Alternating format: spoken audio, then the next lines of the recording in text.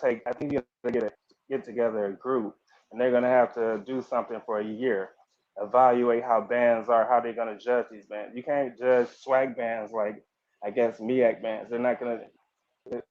People from the MEAC gonna look at the swag and be like, all they do is play loud. They don't even do this. They don't even march. People from the swag gonna say they don't look at their field show. It's boring, corny. You know, that's how it is. So how are you gonna put that together on one, flat thing to judge it? Okay. And then who are going to be these people? Because you're going to have, we can say Paul Adams all day across the board, but then who else? Everybody else Okay. is either passed away or in the game still. So I don't know. I guess So ego is the thing now. so let me get this straight, and I want to make sure that I'm getting all of you all's kind of sentiment, right? So the sentiment Right. is the credibility of said judge determines whether we should be judged. No. I guess the No. criteria how you're going to pick these bands to get in, right? Do they have to do something they have to put on the show and be picked to be selected first, or are you just picking people because you just want it to be? You want people to actually watch it? Are you putting Southern in just because you know a lot of people love Southern, and that's the reason why they're being judged? You see what I'm saying?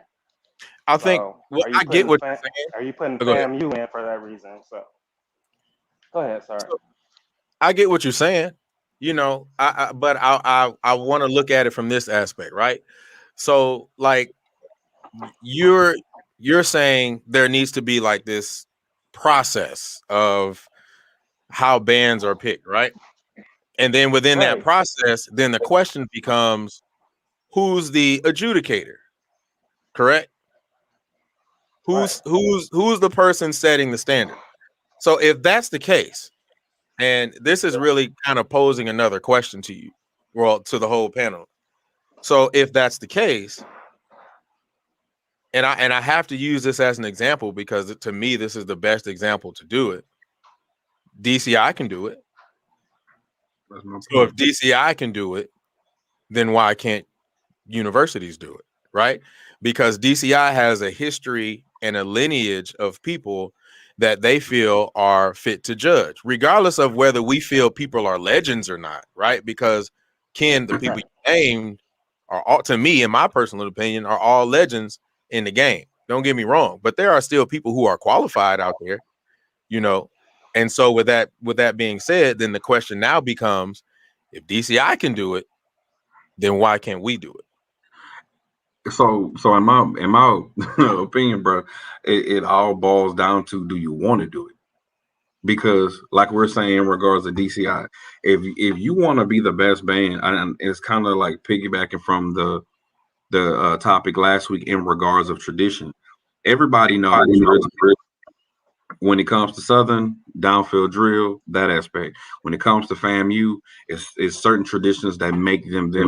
But the bottom line is, if you want to be the best, and this show, not showcase, but competition is credible, such as DCI, you, it's kind of like that should be showcased as the Super Bowl of HBCU or show style university bands. You build it from that aspect with credible adjudicators. You should want to do it. Just like for DCI, you have open class, then you got world class. The people in the world class, the open class is trying to bust their butt to get to that world class status. So it's not so much, going back to the original question, egos, but it is honestly the infrastructure of establishing it to have that type of competition. Overall, regardless if you in the game or not, you should want to be the best, but within your tradition. And honestly, from a rubric and criteria, you establish that. I don't see issue, because I agree. DCI do it all the time and been doing it. Okay. So I'm gonna give you some pushback on that, right? So we want to talk about the different styles, right? Whether you are downfield, whether your drills are more linear or whatever, right?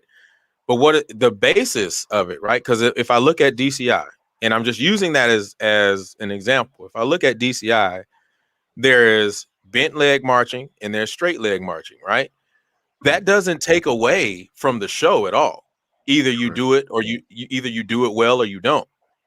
Either you sound good or you don't, you know. So like a and I'll use Blue Coats as a example. Blue Coats can go out there and they can play something from the Beatles. They're not playing Bach, they're not playing Stravinsky, right? But that other core who may play Bach and Stravinsky may sound good. Musically, they may do it well. Auxiliary, they may put that auxiliary together and it may sound great. They may do it well, right? And they're judged on how well they do it. Period, point blank, regardless of the different styles that may be in there. So if that's the case, we can still argue, or could there be an argument for the fact that are you still running from the fact that you just want to boast and puff your chest and say, I'm the greatest, but you're not willing to put your band where your mouth is? Maya, any thoughts?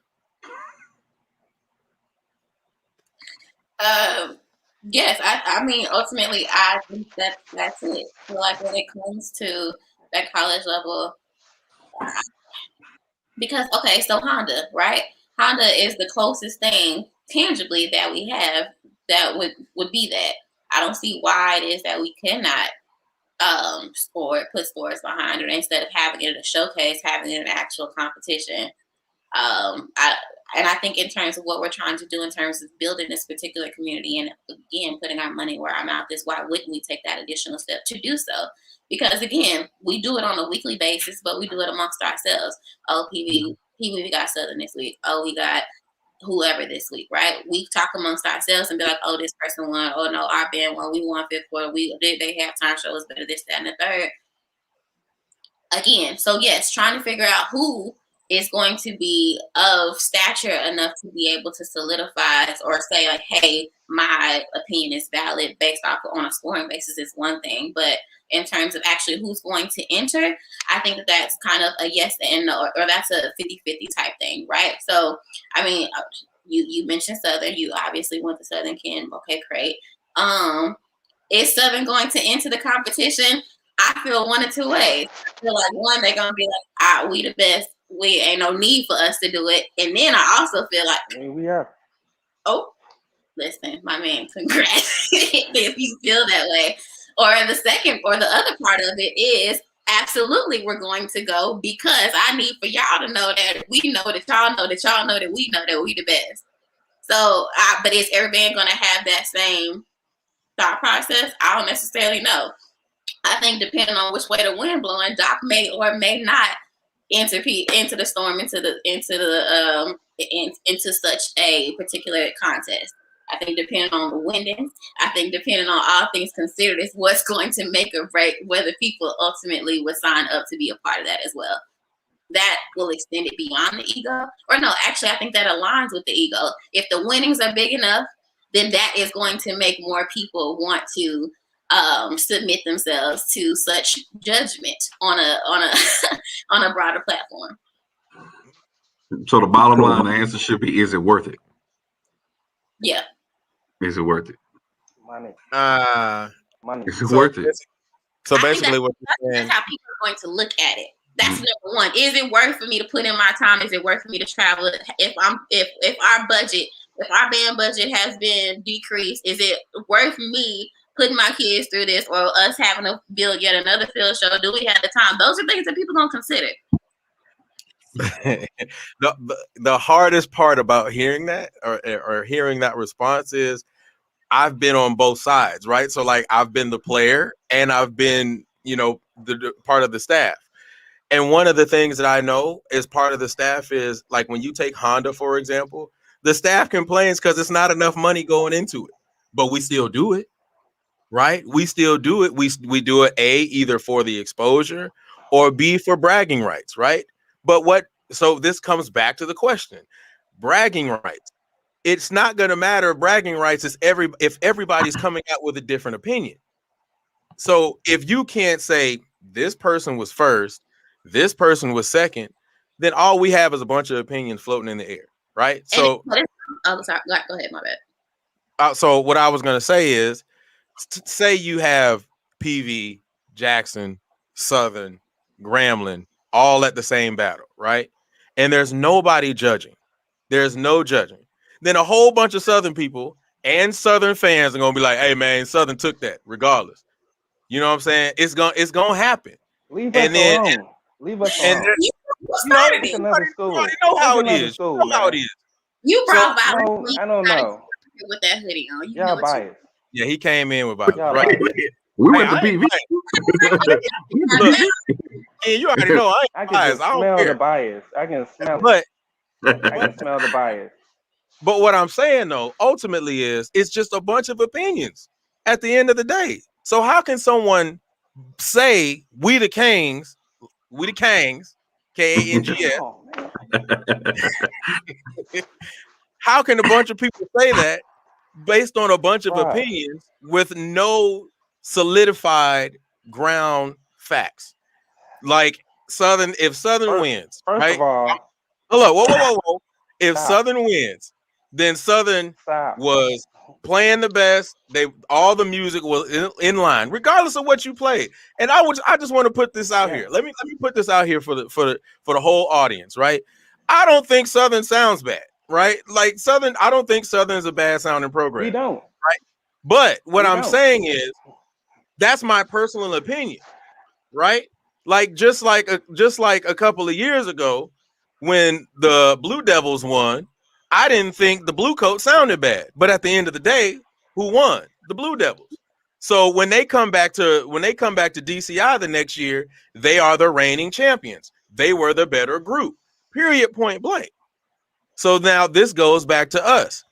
If we keep having these quote unquote battles like we're going to have this weekend, which is really just a showcase. That's really what it is. It's showcasing our programs.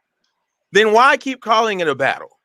Why keep saying we're going in to battle this person? This is really just an exhibition. That's I was about to say all kind of stuff, but this is it's really just an I'm tired of exposition. y'all picking on me. Right? I'm tired of y'all picking on us, man. Well, We what didn't say nothing, bro. the But y'all I just use you as an example. All right. It's So never gonna be a battle anyway. So what does that mean? see, and side note, like that's the problem right there. Like let's be 1,000. At the end of the day, it's about consistency. Like if your band program overall is consistent for whatever it is, and you're doing it at a high level, then in my opinion, you could be the best at what you do. I mean, but in regards of the adjudicating process, I think kind of like it's a dichotomy, bro. It's two ways you can look at it. Is it ego to a degree? Yes. Is it worth it? That too, because I'm a band director. You're a band director. Like this is my first time meeting Ken, but as directors, bro, it's kind of like, is it worth it? I think it is. And let me If we're kind of adjudicating, yeah, that's what I was about to say. I If don't we're think it's worth adjudicated, it. absolutely. Well, I'm gonna let you get yours in, Ken, in a second, but I'll tell you why I think it's worth it, right? Because it actually creates a standard. It gives us a reason to push harder, right? So, like, if PV goes in against Jackson and PV wins, that gives Jackson a reason to say, okay, what did PV do that we didn't do right? It gives us a score sheet. It gives us a rubric. It says, okay, we didn't do this. So that way now Jackson can look at their score sheet and say, okay, I know this is how we typically do things, but we need to up it up maybe a little bit because we want to win. We want to win. Not, I just want to make sure that we do what we do and that's it. We can do what we do, but why can't we get better at what we do based on the fact that we have now this rubric that says, hey, this is what we need to do. Go ahead, Ken. Why don't programs just be better because they want to be better? Like, I understand the thing of, well, we need this to happen. We need this big event to happen and adjudicate it by points so it'll make the programs better and blah blah blah blah blah. But why aren't you just better day in every weekend because of program you want to be good? That's just how. And I don't think doing that necessarily makes anybody better. I think what that's going to do is create a situation where everybody's like, okay, it's the end of the year. We got to buckle down on this one thing and win this one competition and then go back to sucking the next year.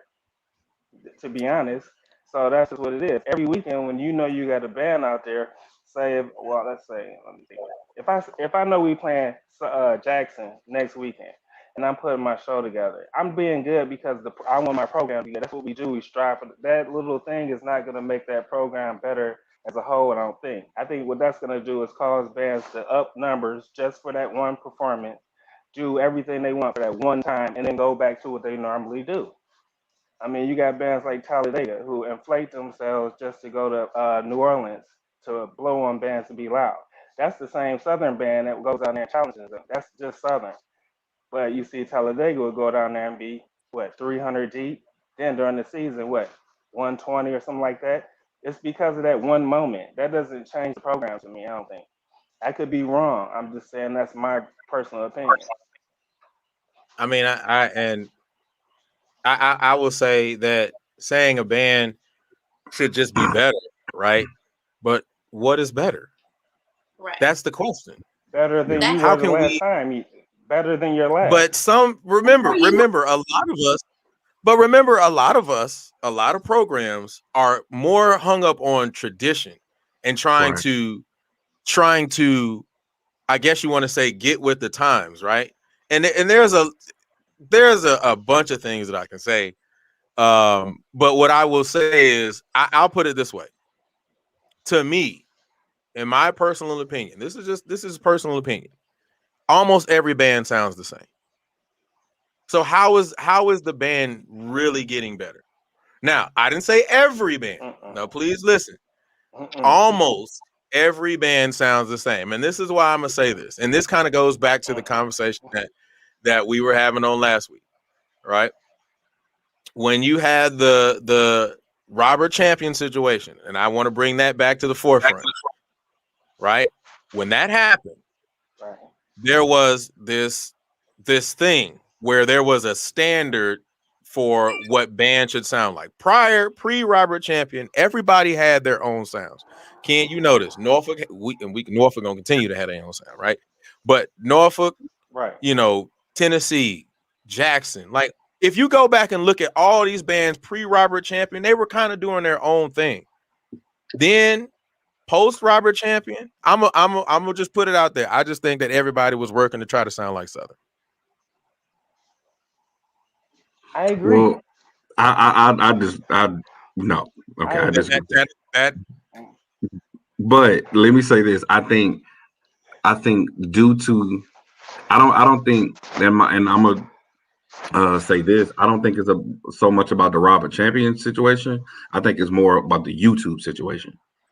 And social media, because you got to remember, pre-Robert Champion, YouTube was founded 05, I believe.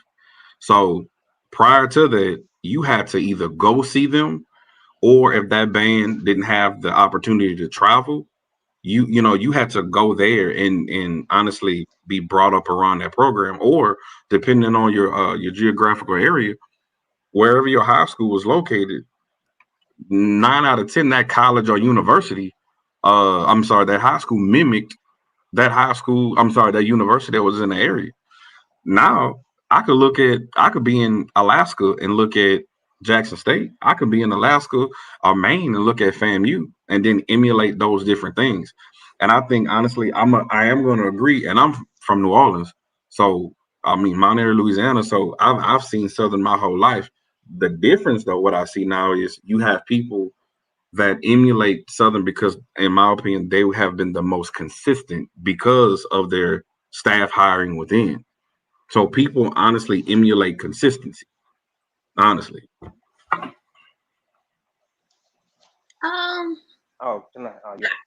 I agree.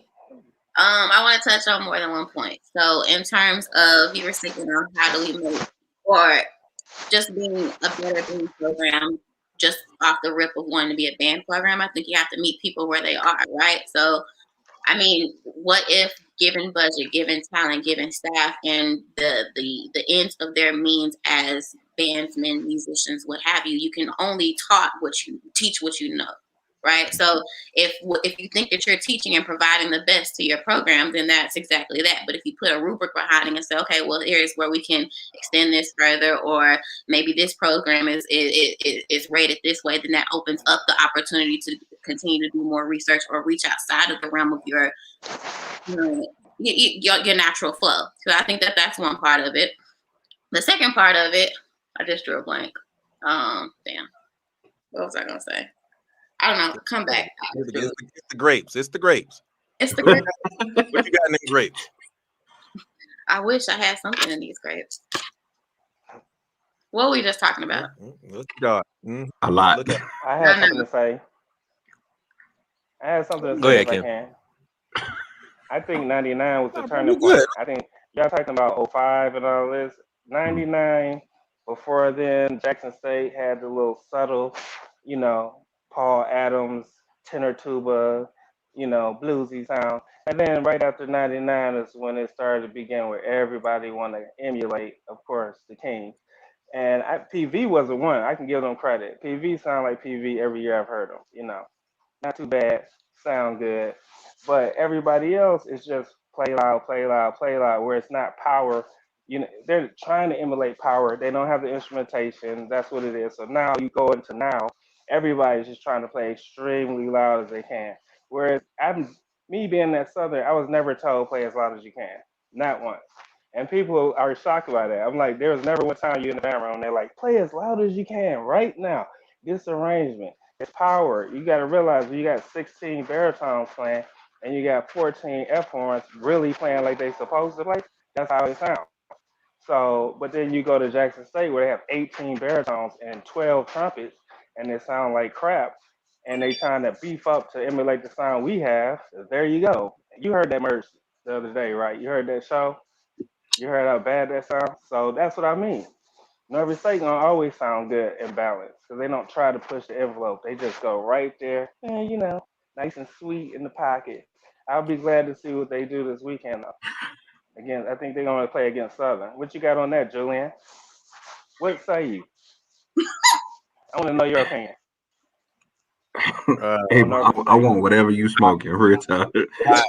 I know. I know. But I want to see it. I want to see this. I run the topics here. I mean, y'all talking about drinking. I'm trying to bring it back to the band. So hey, look. You're on one. Yeah, bro. This water, bro. Hey man, water. Same. It's water. I'm not. All right. So, any final thoughts on this topic before we go? Quan, got any final thoughts? Nah, bro. But all I'm saying is this: I mean, it's really subjective, but I hate to ask this question, but what's the difference between ego and pride? I think that's a good question. That's a good question. I think I don't know. My personal opinion. I don't know. I think I don't know. I'll get back to you on that. Yeah, bro. I'm just saying. I'll get back. All I got to say is, let me go look in the dictionary for a second. Let's just somebody work on bring back. If the Big Southern Classic can do it, we can do it too. Let's just figure out how to make that realistic, and let's go from there. You want anything?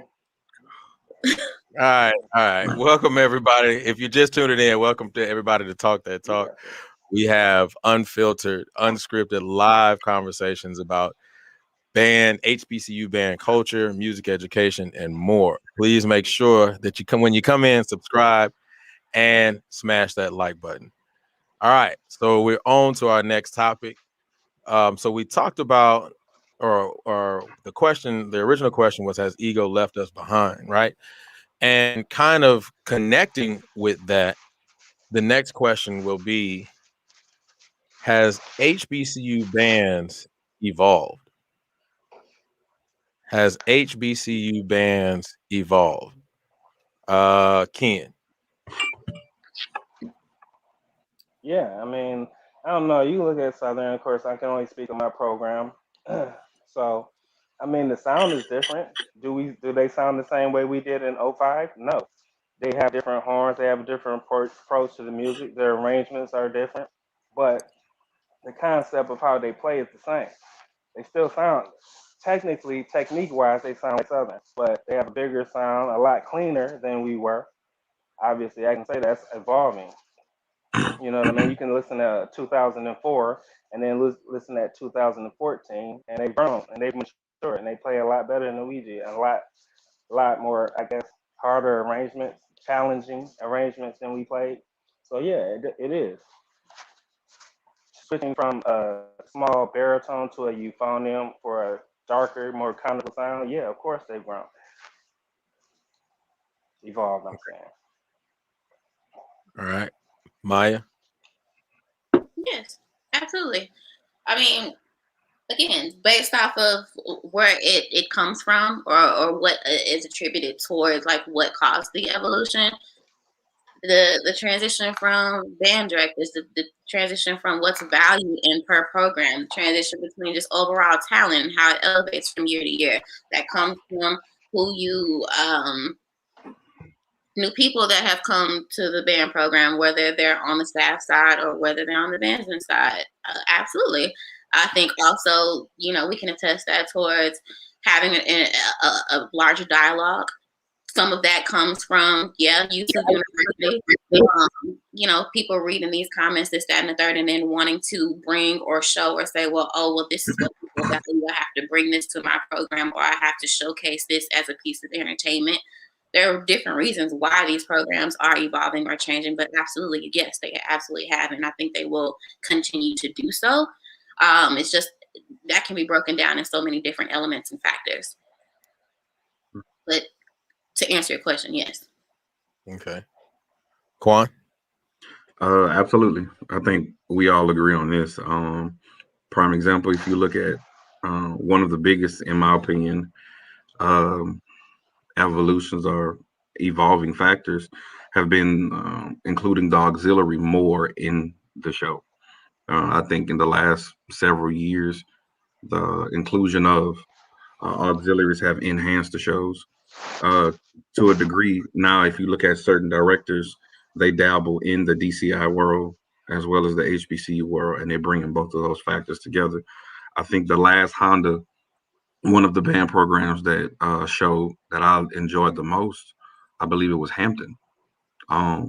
Outstanding show. It kind of like they did the best of both worlds, and then on the end they had that wall of sound, and then they pushed everything through. I think situations and scenarios like that where honestly you have other band directors that have not, of course, diminishing the legends or the goats, but have a different aspect or a more what's the word I'm looking for, diverse background of pedagogy as well that has evolved the HBCU realm, including drills. Drills is completely different from the yesteryear, all of that. So it's evolved for the better, honestly, in my opinion. Okay. And so all of you guys agree, which is cool. There's nothing wrong with that. But I want to throw a curveball in there for a second. So all of you are saying that HBCU bands have evolved, which is cool. There's nothing wrong with that answer. Here's the next question though. Have we focused more on what happens in the stands than the field? Yeah. Right. Yeah. So my first thought process comes to, true on my own, on the dance perspective. Have we gone from, at first it used to be all about the field. I think that right now it's transitioned into the stands because you spend a larger amount of time there. So I'm just going back to thinking of my marching years. What were we really trying to push out? What was the look that we were trying to give? But in general, do I think that stands versus field? I'm not sure. I think different programs value different things. I think that you have some who have taken the next step in trying to advance what they have, what bring to the field in terms of drills, in terms of music, in terms of entertainment and overall wow factors. Yes. Let me hear the question one more time just so I can recalibrate my thinking, because I'm just talking, but I want to make sure that I'm making a point.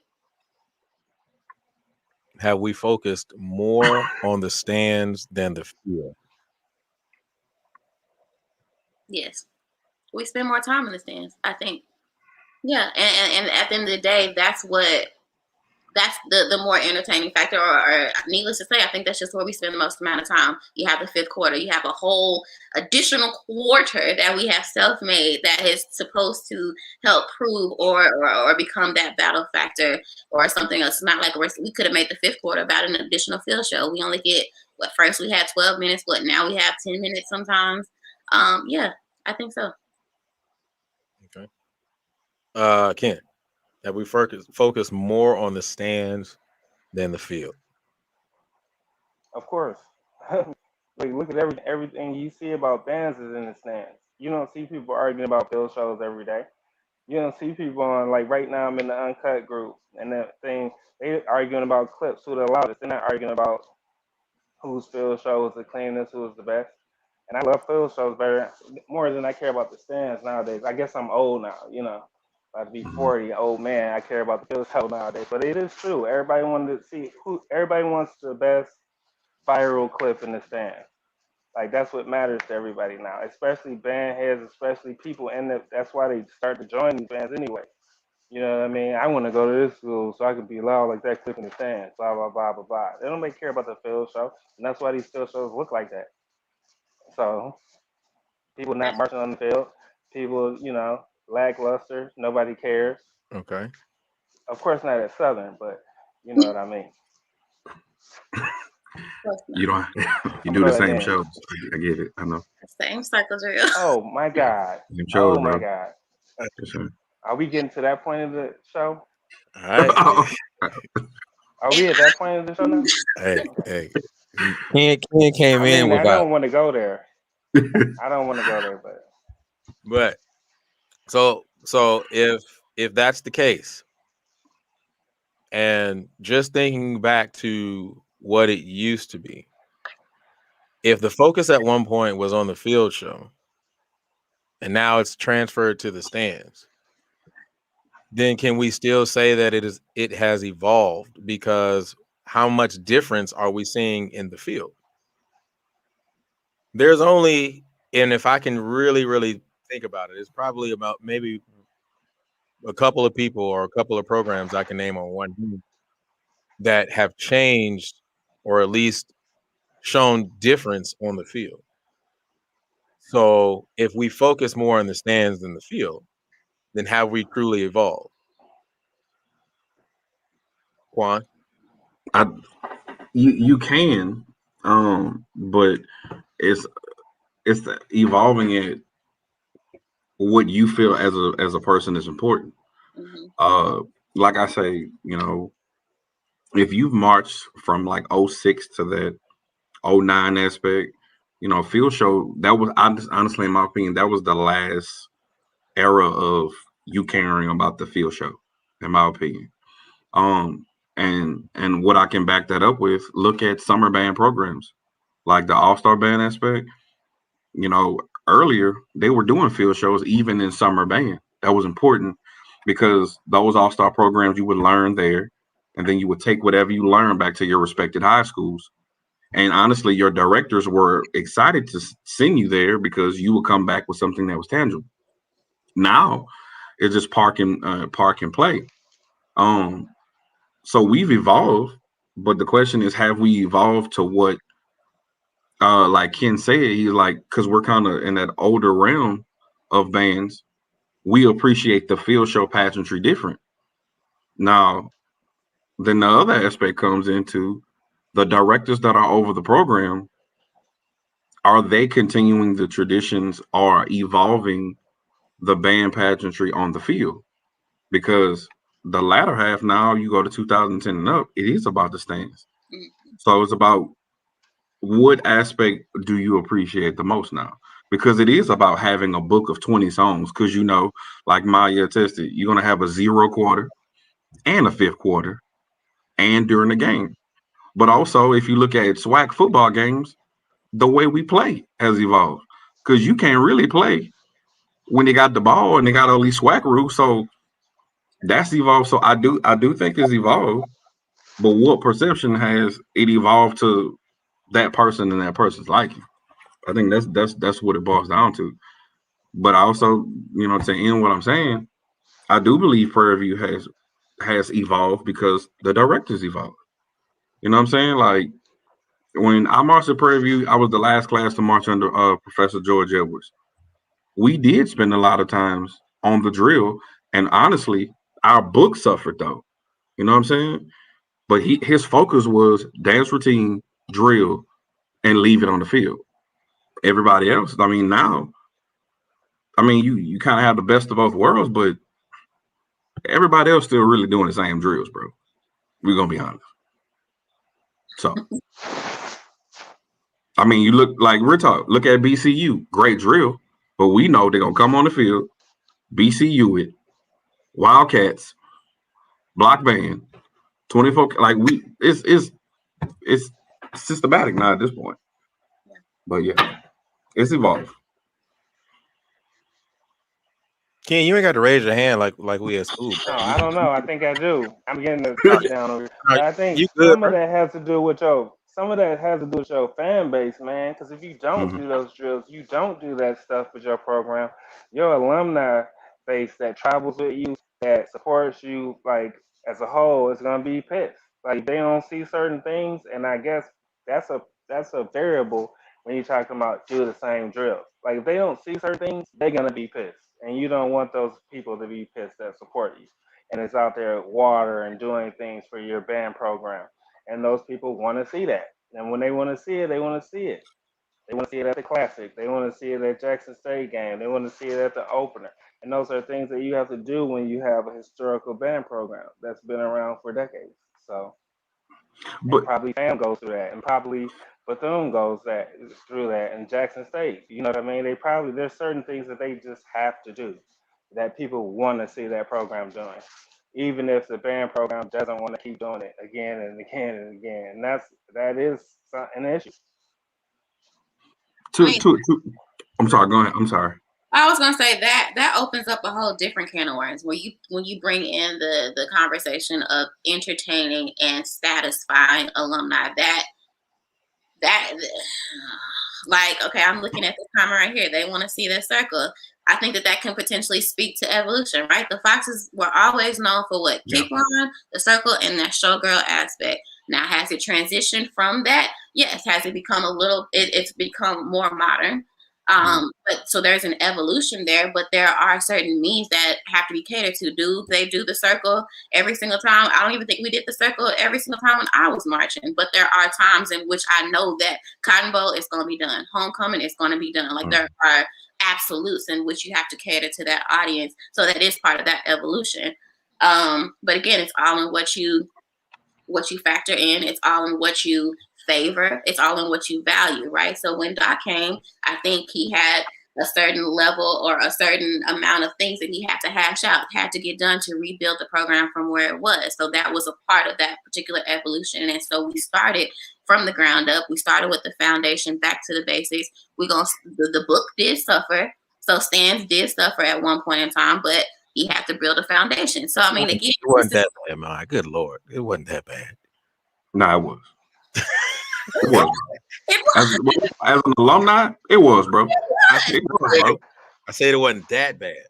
Yeah, well, no, bro. It was. We were in a tough spot, right? So we had people that had just graduated. We had people that no longer belong to the program because of whatever reasons. Right. We had people who were in the transition, who were in the left field and the right field. I crabbed in 10, so I was in that transition of, okay, well, this is what I came up on, which was already different from what was the year before. Now we're moving into something else. So again, that opens up a huge additional can of worms. But But I do like what you said though. But those directors, you understand the blueprint from whence we came, but you have to transition and add what your vision is. Sure. Prime example, I know we've been, kind of joking, jarring back and forth with Southern, but when y'all did y'all emblem on the field for to that tribute to Mr. Jackson, that's what's up. Nobody saw that before. Or when the Storm did the hurricane, ain't nobody saw that before. But of course, if we don't hit, and even the way we come in for entertainment tonight is different from what we're accustomed to. But that's one aspect of tradition. So you still can involve with paying homage to those directors that sat in those seats for 30 years. But at the same time, you can implement your vision for what you want as a director. I don't think that's a problem, but I think sometimes we be too scared to do it because maybe that's all we know. And if that's the case, then that's the problem. All right. Ken, any final thoughts? I don't like how I've been treated during this podcast. No, I'm joking, man. Thank y'all for having me, man. I appreciate it. It's a good talk. I mean, y'all all from Purdue, everybody. Yeah. Where's who y'all march at? Or I didn't hear it at first. Where everybody was from. Oh yeah, they're both from PV. Yeah, but I'm from a small little town outside of New Orleans, like 30 minutes, called Mount Airy. My band director was a Southernite, and my drum instructor, Calvin Berry, is the drum instructor at Jackson State. So I've had that on my whole life. I just made a conscious decision after 05 that I was going to be different. So, but I respect all bands, but I'm a study of all, of it all.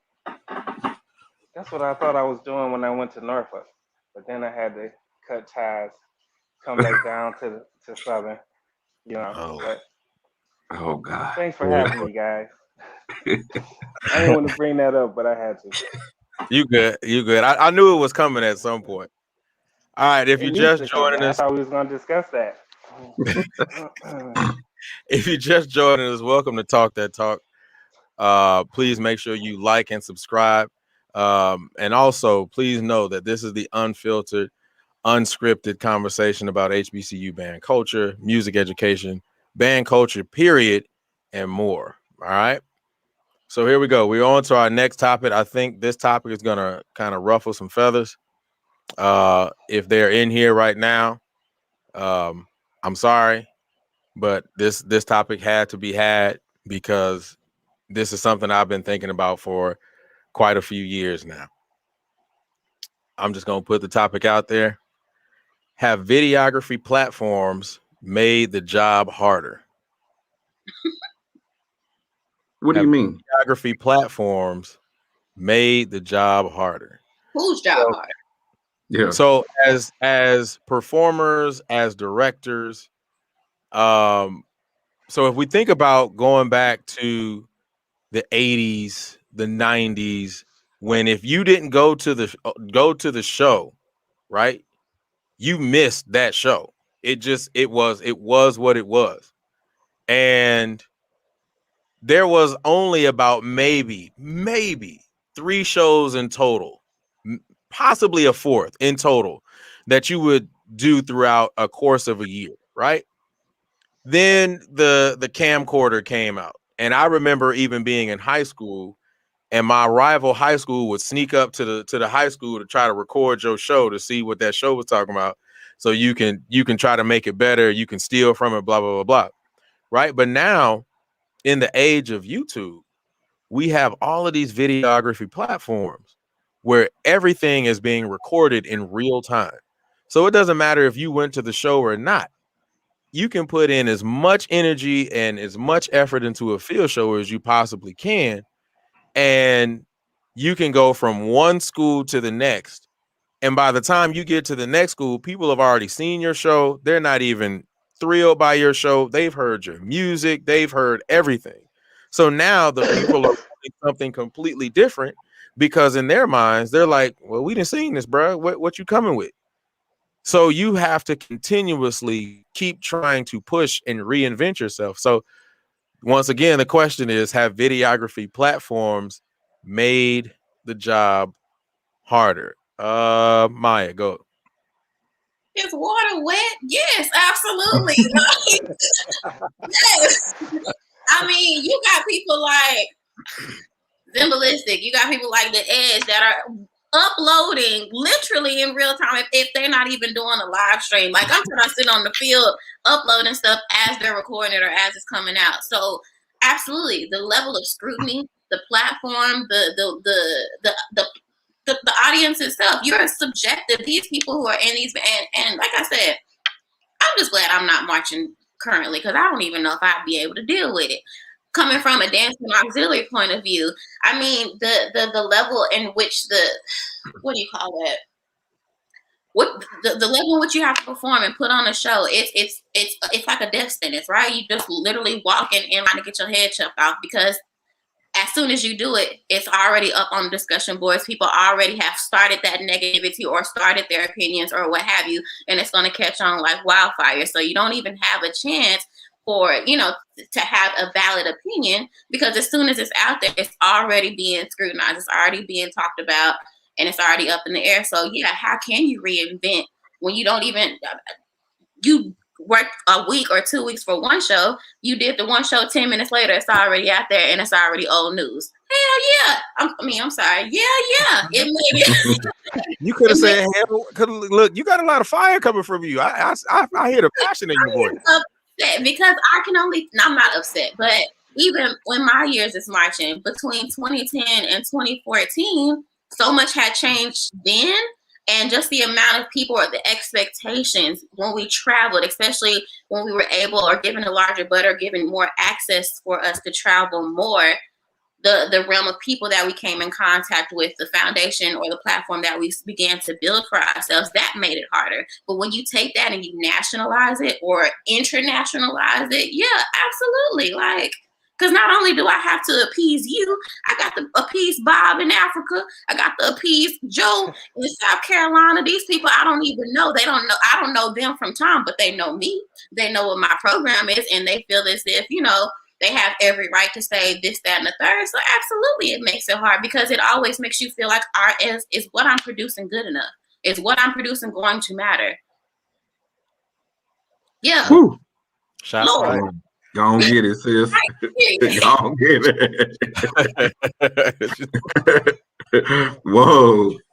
Oh Lord. That one. So thanks so much because She had that in my spirit. Hey, look, she had to let it go. She had to let it go. Let me use my grapes to calm down. Yeah, go ahead. Ken, what you got? She said it all. I mean, what can I add to that? I don't know.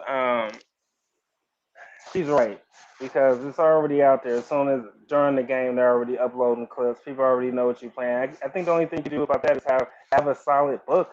I guess I don't know what to say. Your show is already going to be on display, so by the time you get to that game, or ever somebody already saw the show, know what you're going to do. I guess only surprise is what you're playing in the stands at that point. At the point, I know at our games, people used to be waiting on us to play one song. Then we'd have to have at least 5 or 6 new cuts that they had never heard that we had to release. So that's part of the way we got around that a lot, especially if you look back at 04, 05 when I marched. Beginning of the year, we were playing the standard Southern stuff. Everybody's like, yeah, okay, whatever. Then we would bring stuff out like, and then what? Stuff like that. That was brand new on the spot. Like we would have to learn. You had to catch up with the times, I guess, to get around that camera stuff. Because those clips going to hit like it ain't nothing. What are you going to do? You can't stop nobody from taking you, especially if you practice outside. That's the downfall for a lot of bands that have a practice field outside. Like Southern, they practice outside. Somebody can be videotaping that every game. So where's the surprise element coming at? What are they going to do? The only thing they don't see is the girls because the girls practice inside. They might do the show outside maybe a couple times, but you just got to have to surprise them some other way, maybe in the stands. And that's all. And then we go back to what you were saying before, that the stands matter more than the field show. Well, it's going to have to if everybody's seeing your field show before you do it because the guy had the camera out there recording it and putting it online before the show is even done. So what else can you do? Makes the job real hard for y'all band directors, right? Well, I ain't gonna get on that part. I, I don't I don't think so. Okay. I'm not a different person, bro. I don't think so. Kind of going back to your original question, bro. Like in regards to DCI is watch all summer, and it's the same show. It's literally the same show. We literally watch the lots to the show, and it's the same thing. I think a lot of directors, honestly, uh, develop tough skin, and when your focus is perfection and making sure that show is top notch instead of pleasing, I don't think it's hard enough because it's about your standard. Um, so in regards to videography, I don't think that. I don't think. Prime example, if we talk about BCU, people can say what they want about whatever, but they're gonna be them. So we know they feel sure gonna be them, and we know their book is gonna be the same. So I don't think it's tough. Well, I want to Don't- try. I want to try to give you just a little pushback on that, on the DCI perspective, because you said we watch their lots Mhm. and they have the same show, right? Correct. When you go into a DCI show, one of the Mhm. announcements that they make sure that they make is no recording. Absolutely no recording. That is the first thing. Now you can watch a lot all day because in most cases they're doing small chunks, they're doing warm-ups, blah, blah, blah, blah. That's a lot. That's not the whole show. Did y'all have closed practices at Norfolk? No. Or y'all had open practices? I mean, you mean like anybody can come, or were we outside? Like even when you were outside, because for like when I marched, if you weren't like a part of the band or whatnot, Prof. Baby, he didn't let you just hang around or nothing like that. Well, And of course, at Norfolk, our practice field was right next to the plots. So to try to keep a bunch of cues off their plot while we in the middle of having rehearsal is impossible. So yeah, that was a completely different situation. Ken know what I'm talking about, because if Ken tries not to remember all the memories, but if you remember them, some of them nights, man, that plot would be packed literally when we were on the field having practice. Like everybody was out there, freshmen were out there, all the Greeks would be out there, and we would literally just be having practice, and we don't talk to them, just turn around, just yeah. So there was no such thing as a closed practice for us. Okay. But to kind of go against that was also during the time of, prior to cell phone cameras, good cell phone cameras. So that was a complete difference. So yeah. But yeah, man. Any last thoughts on this topic? Hold on, let me go ahead and ask Maya. You got any final thoughts? She's still big mad. No, go ahead, air it out. That's what this is for. I'm just saying, like at some point, there's so many ways you can transition a fan kick. There's so many ways you can try and reinvent the wheel or make things different. So yeah, it definitely does make it harder. I mean, at this point, sometimes I'm thinking, if you don't set somebody on fire and they march the whole field show on fire, what new can you possibly bring to a field show? Like, it's like, what can you do? You'll be right in your brain all week trying to figure out what can we do that hasn't been done before or that hasn't been seen by somebody. And at the end of the day, no matter whether you bring Jesus down to march on the field show with you, somebody always gonna have something to say. So I mean, I'm just saying, like, yeah, it's hard. It's gonna continue to get harder and harder and harder because you got what y'all have. I don't know, GoPros, whatever that y'all attach to your hats. You know what I'm saying? Like just the videography in general, the level in which that is technology continues to climb. Like, yeah, of course it's harder in my. Well, You know what?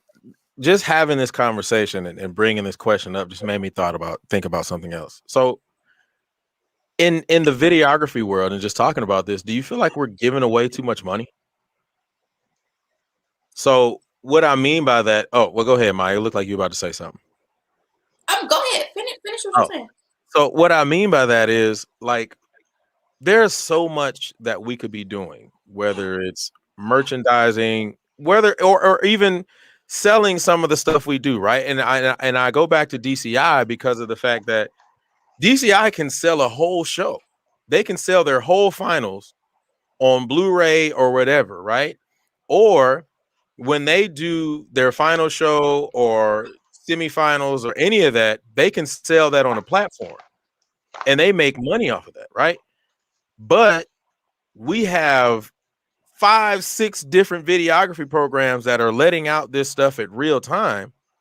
So all the work that we could be getting revenue from this, we could find a way. There's always a way, right? But do you feel like we're giving away too much money because of the freedom and the access that the videography platforms provide?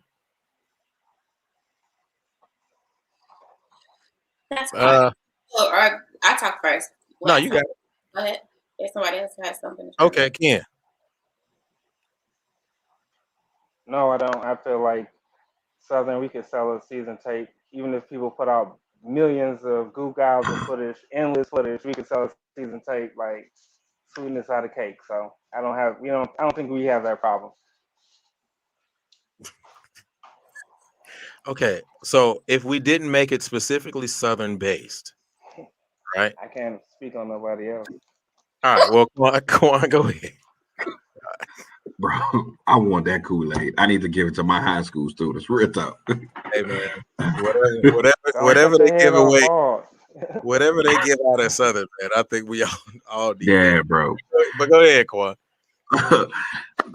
Reiterate the question again for me, bro, please. What I asked was, do you think we're giving, based on the videography platform, do you feel like we're giving away too much money? Yes and no. And I say that because that videography is the reason why those 15 students completely outside of your area is coming to your university. So that's the good aspect. Now, I understand from that perspective, from the monetary aspect, I agree that, we can benefit from it, from selling it and whatnot. But I don't think so, because now the blessing and curse of the videography game, people are in different countries are what you call it, like, when you do the review, like when you look at the video and you comment on it, whatever those videos are from YouTube. I saw a person, he was from another European country, I think Australia or something, was doing a video review on Prairie View at one point, and there was a young lady from Australia that was doing one on Jackson State. So historical Black colleges and universities marching bands are internationally known. So it's like, it's a blessing and a curse with it. So I think we have to continue doing it, in my opinion. Okay. Hi. I feel a few different ways. One, I think that has been part of the progression of our culture. Yes, do I think that it has helped with outreach? That it's helped with recruitment? Absolutely. Do I think that it's also helped with those who are unable to travel, who are unable to, whether it be for financial reasons, whether it be for physical or ability reasons, it still helps them be a part of the culture and just still be a part, whether it's for their own good or wanting to have those conversations or wanting to, fulfill the like of the band or whatever. Yes. Now, on the flip side of it, when we get these platforms, if we were to sell on a platform, if we were able to sell, I don't know, our, seasons or whatever on DVD, is our potential audience, our potential consumer base, are they going to be respective of that? Are they going to purchase? I didn't know that BCU had a whole Netflix series until years after it came out. I also didn't know, in terms of, like, let's see, Alabama State, they had a run on, I forget what platform their show was on, but it wasn't brought to the forefront. It wasn't nationalized. It was not, a lot of people didn't know about it. Is it one? Yeah, I think it's because we're Black and because we're not given the same opportunities as other, DCI and all those other places. That's a part of it as well. But two, when we do try and progress ourselves like that, are we, the majority of us are Black, are we subjective to that? Do we do what needs to be done in terms of putting our money where our mouth is by wanting to fund these things that these different programs are trying to put out there? No. You got people that don't even want to pay for tickets anymore to go to the game, or, trying to figure out reasons. Okay, well, if I'm here before, if I walk in with the band or whatever, then I don't have to pay to, I've done it too. Oh yeah, I know. I feel like I ain't got time for this game because I'm only here for the band anyways. I'm just gonna walk in with my section. Miss Shaw, let's go. Let me hold the bag. It's the truth. I ain't gonna talk about the entourage that me and Brown used to talk about all the time, every day. I'm talk about that. Exactly, but I think that yeah, I don't think that it's going to yield the results that we would like it to. Just realistically speaking. Also, like I said, I don't know the track record. I don't know the metrics on the shows or the bands that have been given those different highlights and those different potentials to be publicized on a national basis. But I'm sure it's nowhere near what it would be if, I don't know, said a white band or whatever were given the same platform. Sorry, I just had to say it. That's just how I feel, honestly. Okay. Ken, any final thoughts? Now I'm racist. Now they gonna think I'm. Oh no! You good. So don't. No, I'm just okay. Don't worry about it.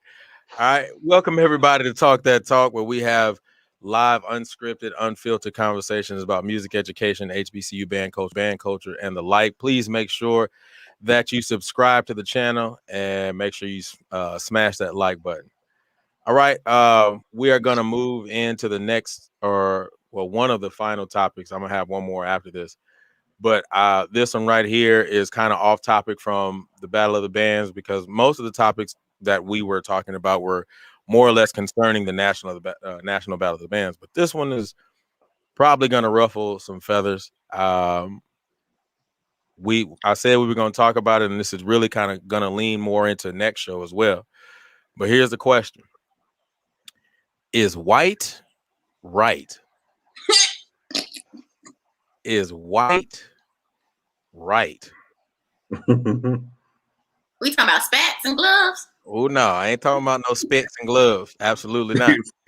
Speed. So, and let me just give some context, right? Because I want to make sure that I'm politically correct, right? So, as we look into this band culture, music education culture, everything, right? And we've done it a few times. I've done it. We always tend to lean towards the quote unquote wider aspect of everything that's going on, whether it be DCI, if we're music educators, we tend to go to the predominantly white institution, right? To fulfill our higher education. In a lot of ways, when it comes to adjudicating what we do as a culture, a lot of it is based on the quote unquote white perspective. And so, and don't get me wrong, I think that music is music. I think that sounding good is sounding good, but I also think that I personally believe there are just different lanes for different things, but still music is music, right? But a lot of times we want to try to say that, whether we get this degree from this university, we're better, we have more prestige, right? Or when we look at these groups over here or how these people do it, then it's better, right? So the question is white right? Quan. Damn. Do I believe white is right? No. Absolutely not. But us as the HBCU culture, we have to ask ourselves what is right for ourselves. And I know that may sound crazy, but what is right for us though? Like, you know the difference between a good sound and when you sound like crap. Like, you know the difference. You man, this is a tough question. No, it's not right. But we have to know, let me say it like this. No, it's not right. But we have to ask ourselves, what is our standard? Like, legitimately, what is our overall standard? And when it comes to music education, when it comes to pedagogy, what is our standard? And I think if we start there, then we don't have to be concerned about counterparts or whatnot. Now, do I believe that they have some good things to bring to the table that can help us and benefit us? Absolutely. And vice versa. Because the things that they like from our culture, they take. Right. Bottom line. However, for us, what is our standard? It's certain standards, honestly, we're not going to get into names or whatnot, that certain universities have that's just appalling. Bottom line. I mean, and I'll just leave it at that before I end up getting fired. I'm done. I'm still trying to think of an answer processes because of course not. Well, of course white isn't right. We go to HBCUs for a reason. We need to figure out what we doing and put our own standards up there. They looking at us anyways. They looking at all our programs, what they can snatch. Next thing you know, you're gonna see LSU with dancing girls, white girls out there that look just like dancing dolls. You know, it's gonna look like us. They're gonna get a chance to put that on TV, then on ABC, NBC. Then people are gonna say, "Hey, they doing this. That band looks really nice. They look just like Southern, doing everything we doing, selling all our shit." So of course, no, white isn't right. What's for us is right. We HBCUs. We put the culture. We need to worry about ourselves and stop looking at that at all. Period. Do what we do. That's how I think. No, it's not right. Black is right. That's why we go to HBCU. Okay. Maya, what you got? Well, This question, okay. man. Do I think it's right? No. But okay. So this reminds me of a topic that was going around on Twitter maybe last week or so. Shakeem brought up a really good point. Shout out to Shakeem. Okay, if we talk about Ohio State, right? If we talk about University of Michigan, there are certain programs in which things were adapted, transition, changed for the betterment of the blacks. You know, there are some things that we did adapt, change, whatever, you know, transition and change in some aspects. But is it right? No, because there's a reason why we have to create our own lanes. There's a reason why in which HBCUs were founded in the first place. There's a reason why in which this style of band was created and has been able to progress and evolve thus far. So is it right for them? Possibly, but for us and what we're trying to do, absolutely not. I mean, I don't really know what else to say. Like, no, it's not necessarily right, but I think that, you know, sometimes we do kind of get lost in the shuffle, but we, you know, there is some homage to be paid. However, for what we are doing and to being in our own lane, no, it's not right. I mean, at this, we got LSU and whomever playing Swamp.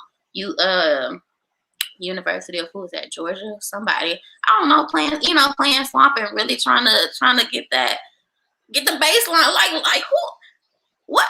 Y'all out here with a funky baseline? Where they do that at?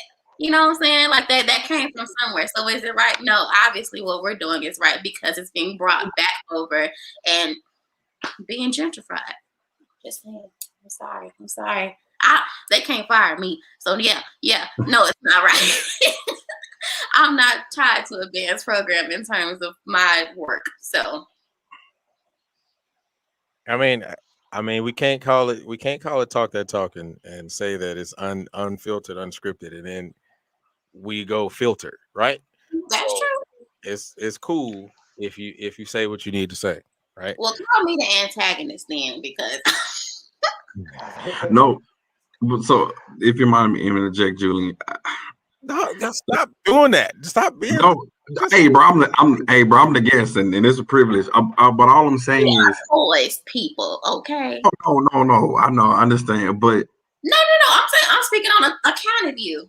yeah, it's kind of like, bro, like this question, like you can unpack so much because not even being concerned about is white is right. Going back to like my comment, but what standard are we setting? Like from our music departments, like my thing is, are we truly, and again, this is the music education side, are we truly uh, ensuring that we're teaching and creating adequate musicians for our people? Are we ensuring that real talk, once you graduate from your department or your school of music, that your people are certified so that they can get to these historical Black high schools and rebuild them and revitalize them?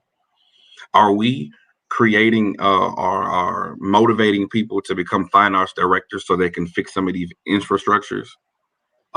Because they quote unquote say magnet programs is better, and then you don't have a feeder pattern, and then you have a revolving door of band directors for these Black schools, these Black and brown kids. Like, nah, white is not right, but then the question is, what are we doing to create our standards to ensure that our culture survives from the grassroots level all the way to the HBCU? Like, that's why, like, this question has so much in it.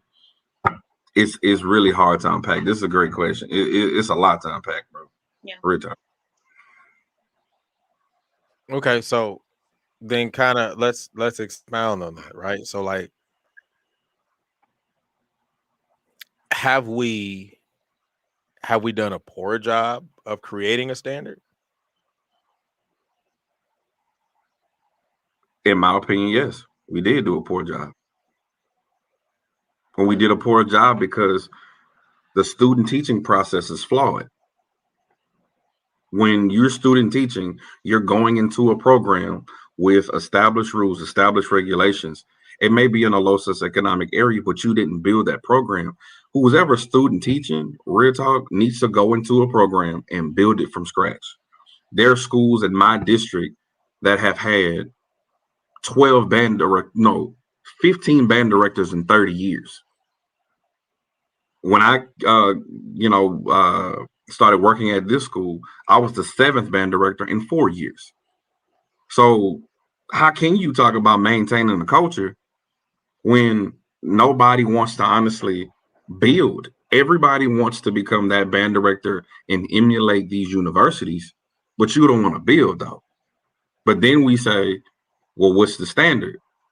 You know what I'm saying? So it's crazy. In my opinion, I think we did do a poor job.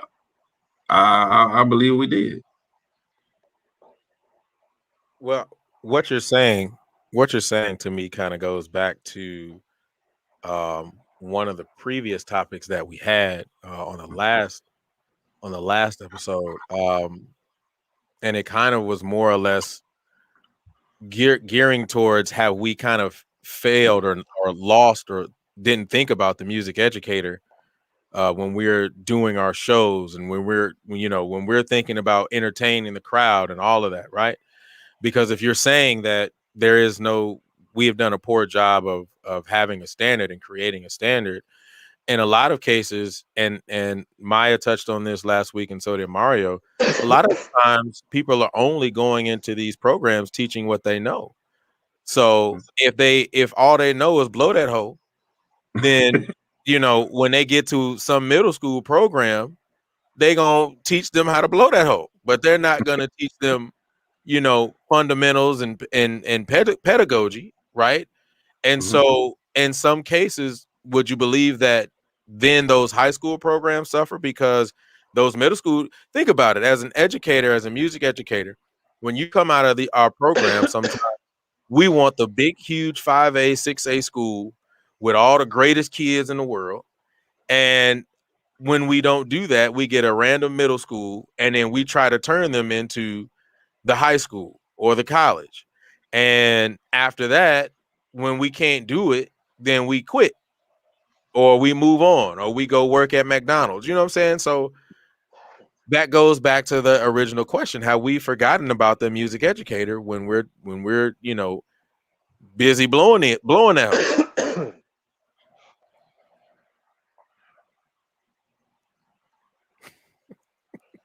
I can tell. I'm kind of like Maya on this one. Like we forgot. We really don't want to build. Like you saying, we want to go to those 5A, 6A schools. Tell them blow that hoe. Tell them crank. You want to turn to the side, but you sound bad. You don't work on breathing techniques. None of that. And so what ends up happening is and that's just one aspect of it, right? But then the social emotional side for some of the things we deal with in these low socioeconomic areas, like that's taxing too. But if you're saying that you're willing to be this change for your community and your area, then you got to build, bro. You got to teach from the ground up. Like, how many high school band directors who are truly have a wealth of knowledge are always teaching beginning band because they have a willing vessel, but they don't have the proper classroom scheduling and whatnot? Those are other things that we deal with. But when you student teach, nobody tells you about to deal with that. They tell you just go and get a job. And so you end up getting mad and upset because you're looking at this affluent neighborhood that these kids can afford their instruments and they have to take private lessons and they got 6 band directors on their staff. And then you go to the hood and it's just you. Figure that out. So you have both of them, bro. You have the system that's against you. You have your ego that's against you. Then you backdoor and have the infrastructure against you. And I'm living it, bro. So that goes back to the original question: is white right then? Right? Nah, white ain't right. But it shows stuff that be against you. Ken, you got some. You look like you was thinking over there, Ken. Outside of the fact that you was choking. I was listening. I was listening. That's it. I was just thinking about all these directors that came from Southern that got jobs, like Javon, who just got hired at Texas Southern. He started his own program in high school. He was doing it from the little man. He didn't just graduate, march at Southern, and then instantly get a job at Texas Southern. He had high school bands. There's a lot of cats from Southern that teach in high school, and their programs aren't what people think, just blowing people out. They really have good sounding small high school programs. If you really think about it, like Mark Ward, who was my crab brother, who has a band in, I think, Baton Rouge, I think it is. His band sounds really nice. A lot of my crab brothers have really nice sounding bands. So, and I mean, they got to be learning something in that music program. I'm not a music major, so I can't really speak on it like that. But I can say that people from my program that I marched in are getting jobs from high school to college level, collegiate level right now. So they got to be doing something right. But if I may interject, being from that area, that's still a state that appreciates band. That's still a state and area where they appreciate music. Now we're gonna be honest, funding that's sucks. true, but I'm from Detroit though. I'm from Detroit, so I already know how it goes. And you come up here, nobody care about it. This is all dope and guns up here. So this isn't let's get an instrument or let's be a dancer. And we still have bands up here. People are doing it, but it's really hard. Trust me, I know how hard it can be. These instruments are old. I went to Cass Tech, man. A lot of our instruments are old, broken. Like we had Miss Allen who really worked hard and really pounded in the fundamentals, and that's playing the horn. And I understand the work is going to be really, really hard. And I know how challenging it could be. I saw this woman like teach A band, B band, beginners band, do marching band as well. Didn't get paid for it. Was there from 6 o'clock in the morning all the way to 9 o'clock at night. So I understand what you mean. So, but what can you do? You just gotta do what you gotta do and get that program rolling. Yeah, but again, but the bottom line is a lot of these infrastructures are created not for your success. It's not created for your success. Like I say, bro, we can have this dialogue literally 24 hours, literally on on the illusion of these terms such as magnet programs and words like uncentralized and all of those educational terms where sometimes we hear and we be like, yeah, I'm gonna send my child there. Or even from the aspect of I'm not gonna send my child to their zone school because I want to send them over there. Like, and you end up losing good kids to another program because their parents think that is better. And the parents graduated from the high school. So I mean, in regards to the music education realm as a black man, it's unfortunate that I damn near gotta kill myself to just teach. Then I may teach band, but then they may say, well, you know what, Mr. Mitchell, we want you to teach choir. Well, we got kids, so it's like I'm gonna be like, nah, I don't want to teach choir, but yeah, we need you to teach choir.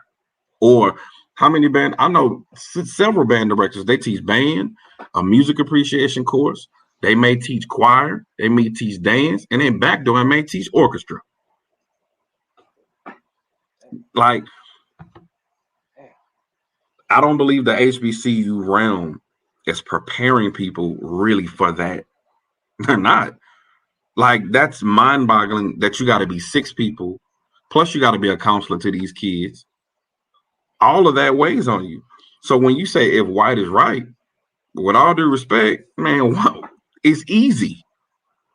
If that's the case, like when you have a band budget of $10,000, I know real talk. I know some affluent schools that have their own trailers. It's HBCUs don't even have their own trailers. Like, I mean, man, I'm telling you, and being from Louisiana and coming to Texas, bro, it's evident. It's real talk. It's no different than seeing a segregation sign on the wall. That's how bad some of these areas are when you see the two. And it's not that your kids are not talented as the other kids. It's just some of them don't even have the right opportunity or the infrastructure. So we can do this all day, bro. But I'm a hold my thought for all of that you just. Quan, I'm gonna have to probably bring you back on the next show, bro. I'm gonna keep it 100. But I do want to say something too, Ken. You did bring up the legendary Miss Allen, man, and I will say this. I'm I don't mind keeping it 100, man. And when I got to Norfolk, man, all I met was a bunch of Detroit folks, Cass Tech folk, man, and all they talked about was Miss Allen and the program. And I'm gonna be honest with you, man. Y'all was on one, man. Y'all were top notch. Y'all were good players. Y'all were good musicians. But one of the things that I will say that kind of slightly goes against one of the things you said is that even with all the work that Miss Allen did, even where you guys came from, man, that was all still a different time, man. Kids are different now. If somebody threw a horn in my hand when I was a kid, there was no, man, F that, I ain't playing no horn. It was, all right, whatever, I ain't got nothing else to do. And then it was what it was, right? These, young kids now are just a completely different, I don't want to say animal because they ain't animals, but they're just different in thought process and how they pick up this stuff. But don't worry, because on next week's show, I'm bringing that up. That's definitely, that's why I say, Quan, I got to bring you back on the next show, bro. Because that's definitely, I really want to hear you talk about that. All right. If you're just tuning in, welcome to Talk That Talk, where we have live, unscripted, unfiltered conversations about HBCU band culture in general, music education, and all the like. Please make sure that you like and subscribe to the channel. And we got one more topic, but it ain't as crucial as that last one. All right, very quick, man. This is a quick topic, man. What's your predictions for this weekend for the National Battle of the Bands?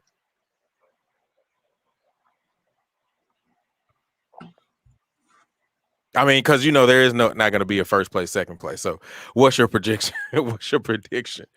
Maya, what's your prediction? Well, I'm gonna be honest. I'm searching it right now because I don't even know who the lineup is. I'm just being honest. I'm researching right now, so just man, come back to me. Gotcha. I'm gonna come back to you. Okay. Kid, what's your thoughts, man? What's your prediction? Oh gosh. I mean, I mean, Do you we gotta, need to? Do we you really gotta. need to get into Hey, that? hey, I'm not gonna say nothing. Huh? You good? You straight? You straight? That's Hey, just all right. that's your Go prediction. ahead. I mean, you know, it's not being adjudicated, so I guess we going off opinions. So it's all good. Quan, what's your Opinions. opinions? That's all. Hey, opinions are like buttholes, man. Everybody got one, so it is Hey, what it is. and each one of y'all know, like I know, what's gonna happen. So, Same drill. I mean, hey, if you Stan, can't beat it, 96. if you can't beat it, hey, the listen. Stan's Tim Duncan DCI. did the same. Look, Tim Duncan did the same post move for years, and it worked. Nobody could beat it. Boy, it was Hall of Fame. You got to beat it for it to stop. All right, yeah, because you know San Antonio won. San Antonio won every single year, so you know, hey, it is what it is, though. You know, yeah. Is I he bet sarcasm in that? I bet you Bill Moffitt be looking like, I'm playing, bro. Quan, what's your prediction, bro? Not really a prediction. I honestly think with the hiring of Brian Simmons, I think he's going to come out with a point to prove. So I'm excited to see that and what he has planned. You know, peace be unto him in this new situation. Damn, bro. But honestly, I don't really expect too much. I think BCU going to do what they do. I would like to see what Langston has, you know, up their sleeve. I do believe they're kind of like an underdog, so to speak. Who else we got, Maya? That's going because I don't know all them people either. North Carolina A&T. I think A&T is going to have, in my opinion, the best well-rounded show. In my opinion, and I do want to see the difference in diversity of Norfolk. Side note, let me just say this while point of privilege while I say this. I know, you know, Julian is my dog, double, triple, frat brother. Whoa. Before we get into this, I need for y'all to know this one thing. I'm not biased about Norfolk. No. All right, sure. I love the Legion. Don't get me wrong. No, you're not. Now I'm a realist now. I love the Legion. Don't get me wrong. Behold all day, but I'm not biased against Norfolk. No, I am going to say this though, like all jokes aside, because I'm a band director now, and I give credit where credit's due. When we was back, when we was in the back at that Honda, when that was Norfolk's first year. I forgot what show that was. 06, Ain't nobody heard of Norfolk, huh? 06, 07. My 06, last 07. March. Yeah.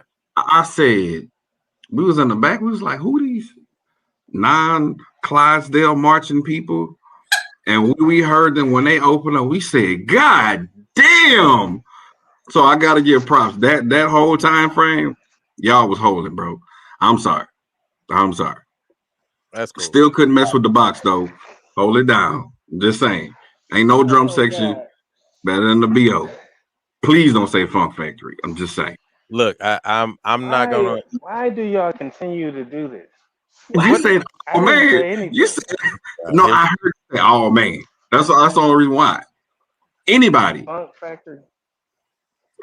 couldn't see the box. That's all I'm saying. I will say this about this year or that year specifically. That Honda year was my last show. Probably one of the best HBCU shows. Period, hands down. You go through the history. Look at how many shows that have been on that level, right? Yeah, from top to bottom. But I will say too, that same year I was telling all my Norfolk partners about PV and about the box. That I was literally having that conversation with a lot of them. So, you know, I'm not. There's no reason to lie and sugarcoat that. But I will say, well, Maya, what's your, now that you know who's in it, what's your prediction? Don't do that. Okay, let's see. I don't think Tennessee State coming with nothing. Yeah. TSU, I don't want to say I don't think that they're coming with nothing, but again, I think there is a lot to be said. I'm interested to know what this new era is going to look like on both sides, auxiliary as well as the band in itself. The motion, they have a new coach. I'm not sure what their breakdown is, but I do that they have new staff. I'll just say that.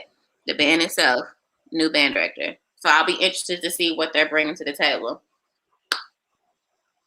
Southern is going Southern. Great. NCAT. What? Hey, I'm just Southern's go Southern. I mean, it's not like it's a lie per se. I mean, yeah. I mean, Southern go Southern. What else we supposed to do? You know what?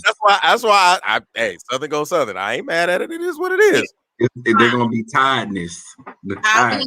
I'll be interested to see what. Now, okay. So the captain for the Dogs, I forget if her name is Ariel or if it's just Ariel. I'm sorry if you're listening or if someone is going to provide this information to her. I'm interested to see which perspective or what she's going to bring to the table in terms of the Dogs. They've had a few different transitions. They've had a few different changes in style and just kind of really modernizing. So I'm would be really interested to see what that looks like. From my understanding, I think that she is going to have a heavy crab class. From what I think I saw the lineup today, so that'll be interesting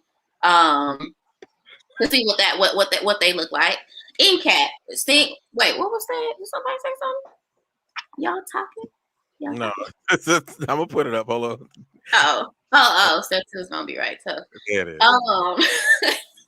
Let's see. NCAT, given their new entrance into the SWAC, I'm interested to see what they're going to take with that. Are they going to give typical NCAT, or are they going to, I don't know, is there going to be some type of homage, or is there going to be some type of difference, or are they just going to do them?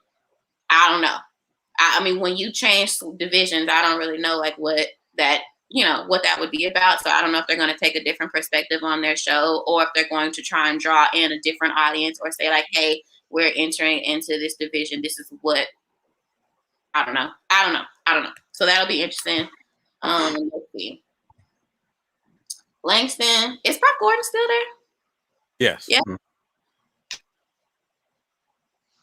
Cool. I mean, I don't know. We'll see. We'll see what happens. I don't really know. Yes, it is. It is what it is. Yeah. So I know it's not Norfolk. I can't even say it right. Norfolk. Norfolk. You gotta drop your jaw, I guess. Norfolk.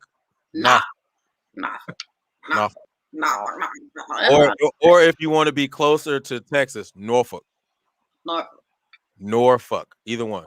Norfolk or Norfolk. Well, again, I think that's another thing. They're going to give what they always give. It's going to be a solid show, I assume. What Hot Ice is going to give, not sure. Jack State is going Jack State. I'll be interested to see what Amber's going to bring in terms of if she crabbed under KG. I'm talking about the J says. We know, we got it. Oh, okay. She crabbed under KG. I'm sorry. So I'll be interested to see like how she's going to take her era, how she's going to take her team.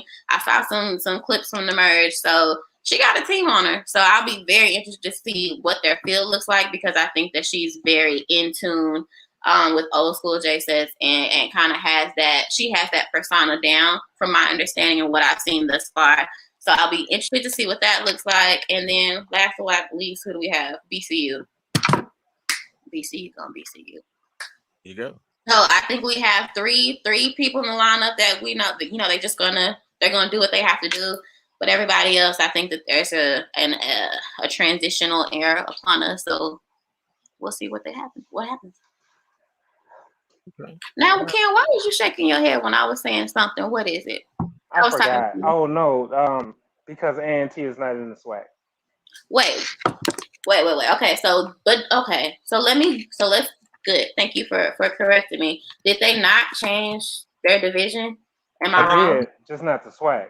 Yeah, just not the SWAC. They went to the big. What is it called? Big South. Big South. Big South. Okay. My apologies. Thank you for correcting me. Cool. Okay. Yeah. Awesome. Don't All throw right. them on us. Oh, go ahead. Are you good? All right. Anyway, what I was definitely going to say is, I personally, as a director, as a former university director, man, shout out to all the band directors, man, who are putting out shows, working with these kids, trying to do it through COVID and everything like that. I know it's a hard task, it's a struggle. Big shout out to Brian Simmons, because look, I don't care, and this is a really, really honest thing for me. Like, I don't care what our personal opinions are. I don't care if we feel as though things should be, and if change happens, great, change happens, but we need to continuously support each other.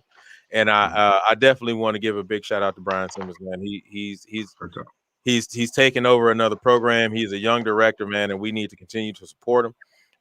So much respect to him. I think that he's gonna, he's everybody's eyes in the community is gonna be on him specifically, right? Because he has a big name. Follow him. He's coming from Southern. He's going to TSU, and so the eyes are gonna be on him. So good luck to him. Much respect to him. I think that I am anxious or happy to see my alma mater in the building. It feels good to be able to have my alma mater in my city. So I'm definitely gonna go see him. So big shout out to Norfolk State, Behold. Shout out to Tennessee State, Bethune, North Carolina A&T, and all the other programs that's going to be participating. I will be in the building. Maya, I don't know if Maya's going to be there. She's still trying to figure it out. But I don't know, Maya. If you need a ride, let me know. But yeah, man, shout out to everybody who's going to be participating. If you guys want to if you're in the chat right now, if you want to get in on the topic or any of the conversations, I left the link in this subscription. Just make sure that your cameras are on. Just make sure that your cameras are on.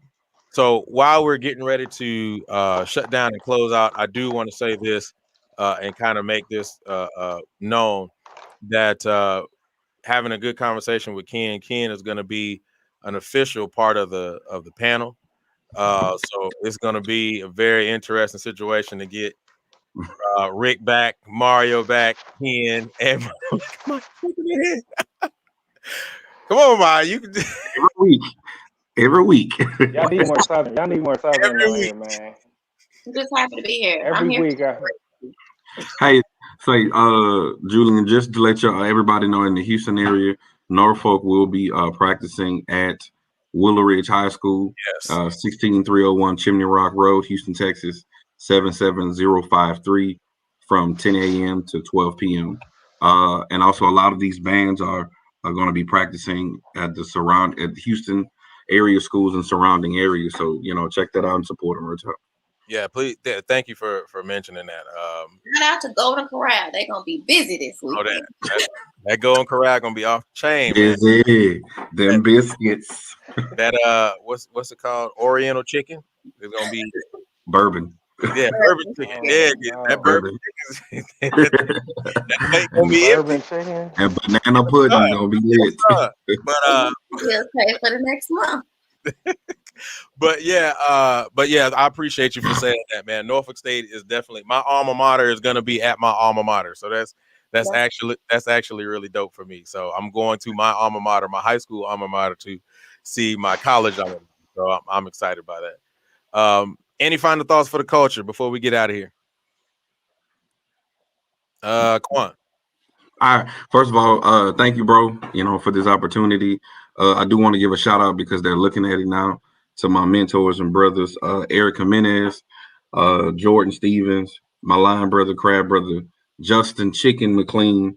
Thank you, man, for this opportunity. And hey, man, support the Black educators in the music game, bro. It's real out here in these trenches.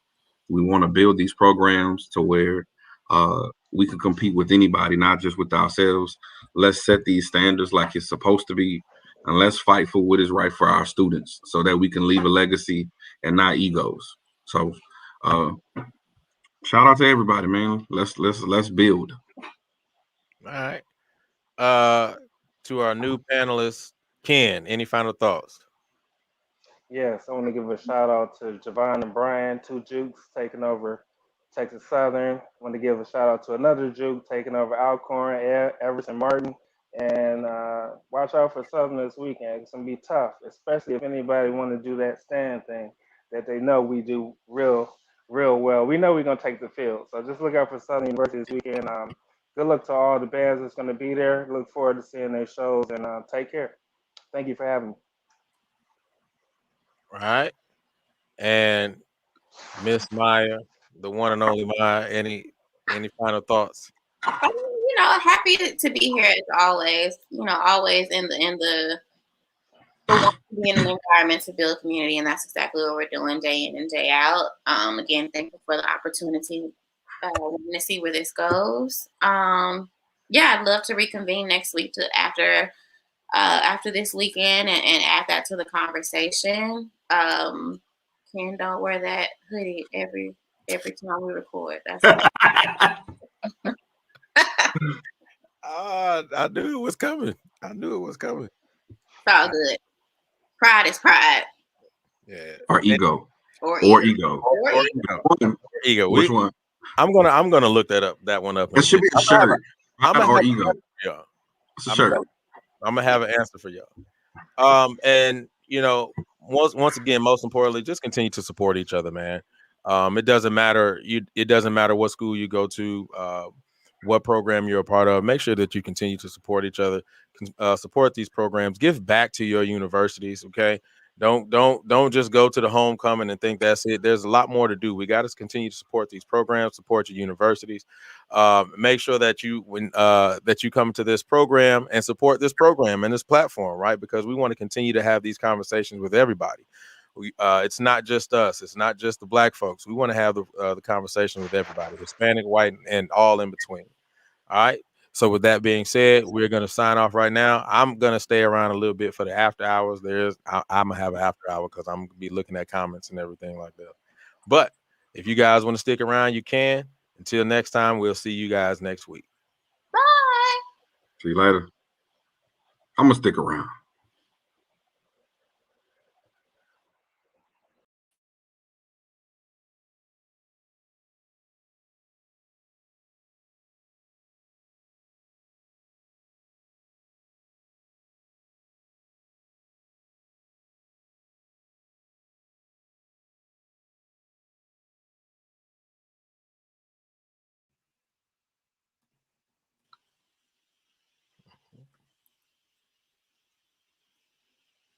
Is anybody? Ooh, gosh, that was hot. There we go. All right. Maya, you all right? I'm tired. I've had 4 hours worth of meetings today, excluding this one. So who got the speaker extra loud? Oh, my bad. That's me. So, Eric and them, they sent me the link. They was looking at it. Okay. And so they was messaging me. So I was like, just looking at the people coming. Bro, can I be honest? I felt like I was talking too much. Like real talk. Nah, I don't think so. I mean, look, bro, I'm gonna always say give your honest opinion. You're good. This is what the show is about, man. Just having a conversation and talking and things like that. One of the things that I want to continue to do is bringing more people to the platform and getting them in on the conversation too. So yeah, because I think that everybody needs to have this conversation. It's not just the people on the panel. Mm-hmm. I just saw comments and I lost it. What? Like this lady was commenting. I'm trying to see what she was saying. I'm trying to get these daggone sounds in here. You say what now? The lady was commenting. Yeah, and I was trying to see what she was saying. Oh, there you go. I see. Was it Camille? Probably was. Her name was Anusi. Yeah. Yes, ma'am. He don't know. He don't. He don't know. All right, Maya, what you doing, girl? Are you coming or what? I want to, but I have. Let's see. I got a couple auntie things and a couple of side gig things that I got going on too, and I don't know if I'm gonna be able to pivot or not. Okay. So The reason why I'm asking is because it would be dope if we could be down there and do it as a group and a platform. yeah, You know, that I think that would be really great for the platform and the show. So yeah, You got just the tickets you know, already? you say what? Me You got or the tickets? Any of y'all? I do. I do not. You do. Okay, so I'm supposed to be getting. I can let you know what today is, Wednesday. By tomorrow, at least Friday, I'm supposed to be getting 17 tickets for the For your kids? for my kids, and I know all of them can't go, and so they're digital tickets. So I think I could screenshot it and send it. So if I get it by tomorrow, matter of fact, let me text my principal. He's supposed to get 10 of them from me. So I'm trying to get I'll these let sound you know. things. I need a new cord. Are you looking at yourself? No, there's a what do you call this? A Kindle right here. Oh, but yeah.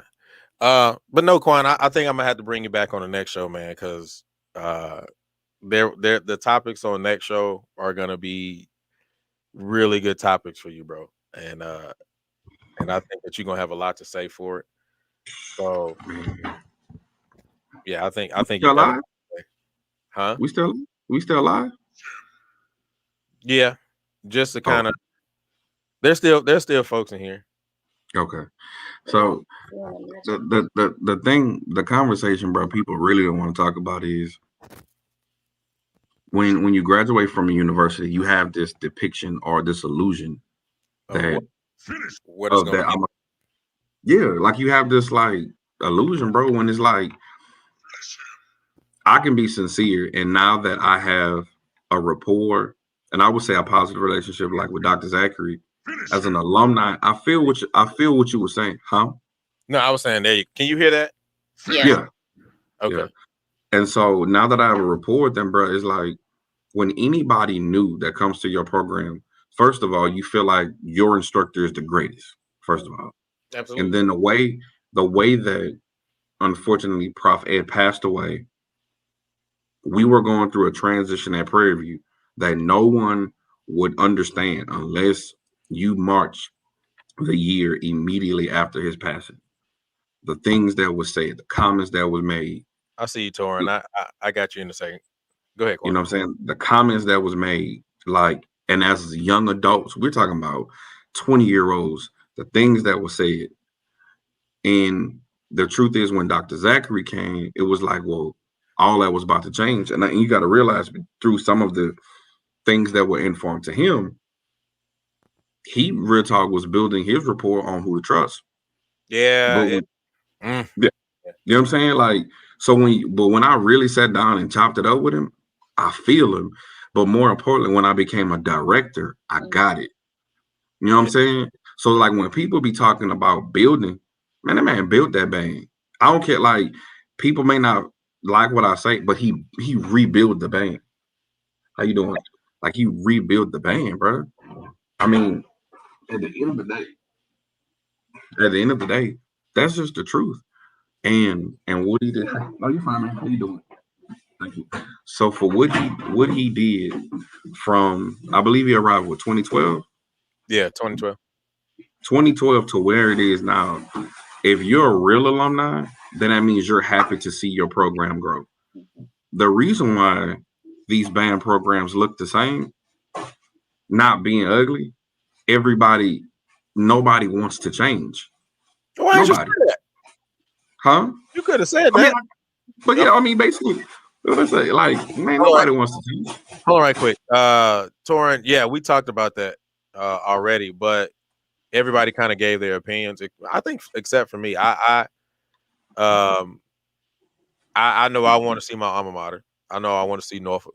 So that's about it. Everybody else I've seen in person, live and in person before. So for me, it's I'm cool. I'm cool. Maya wants to see what these dancers talking about, though. I mean, hey, it is what it is.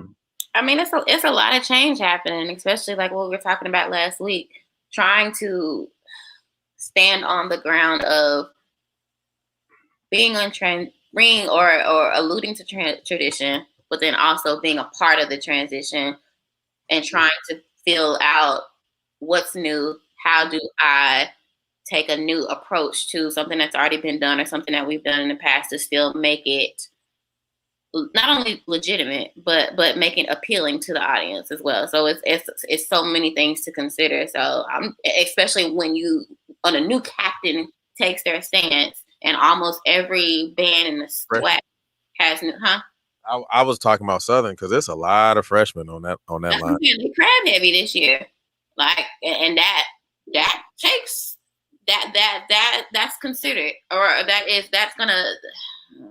Sometimes, depending on how strong or advanced your crab class is, that can make or break a line because you're working backwards. Technically, you don't have that strength, you don't have that foundation, you don't have that seniority on the team to be able to cover up mistakes, or who actually have the style down. I think that it takes at least 2.5 true years to really get the style down of whatever team that you're on. Like, to really hold your own, be able to hold your confidence, know exactly what you're doing, and bring out your personality as well as get the technique and everything down. You don't find that in your first year, especially not your crab year. Like, okay, maybe as a sophomore, or as an old head, but I don't know. So I'm interested to see that. That's always interesting every year or every season that there's new captains and not second year captain.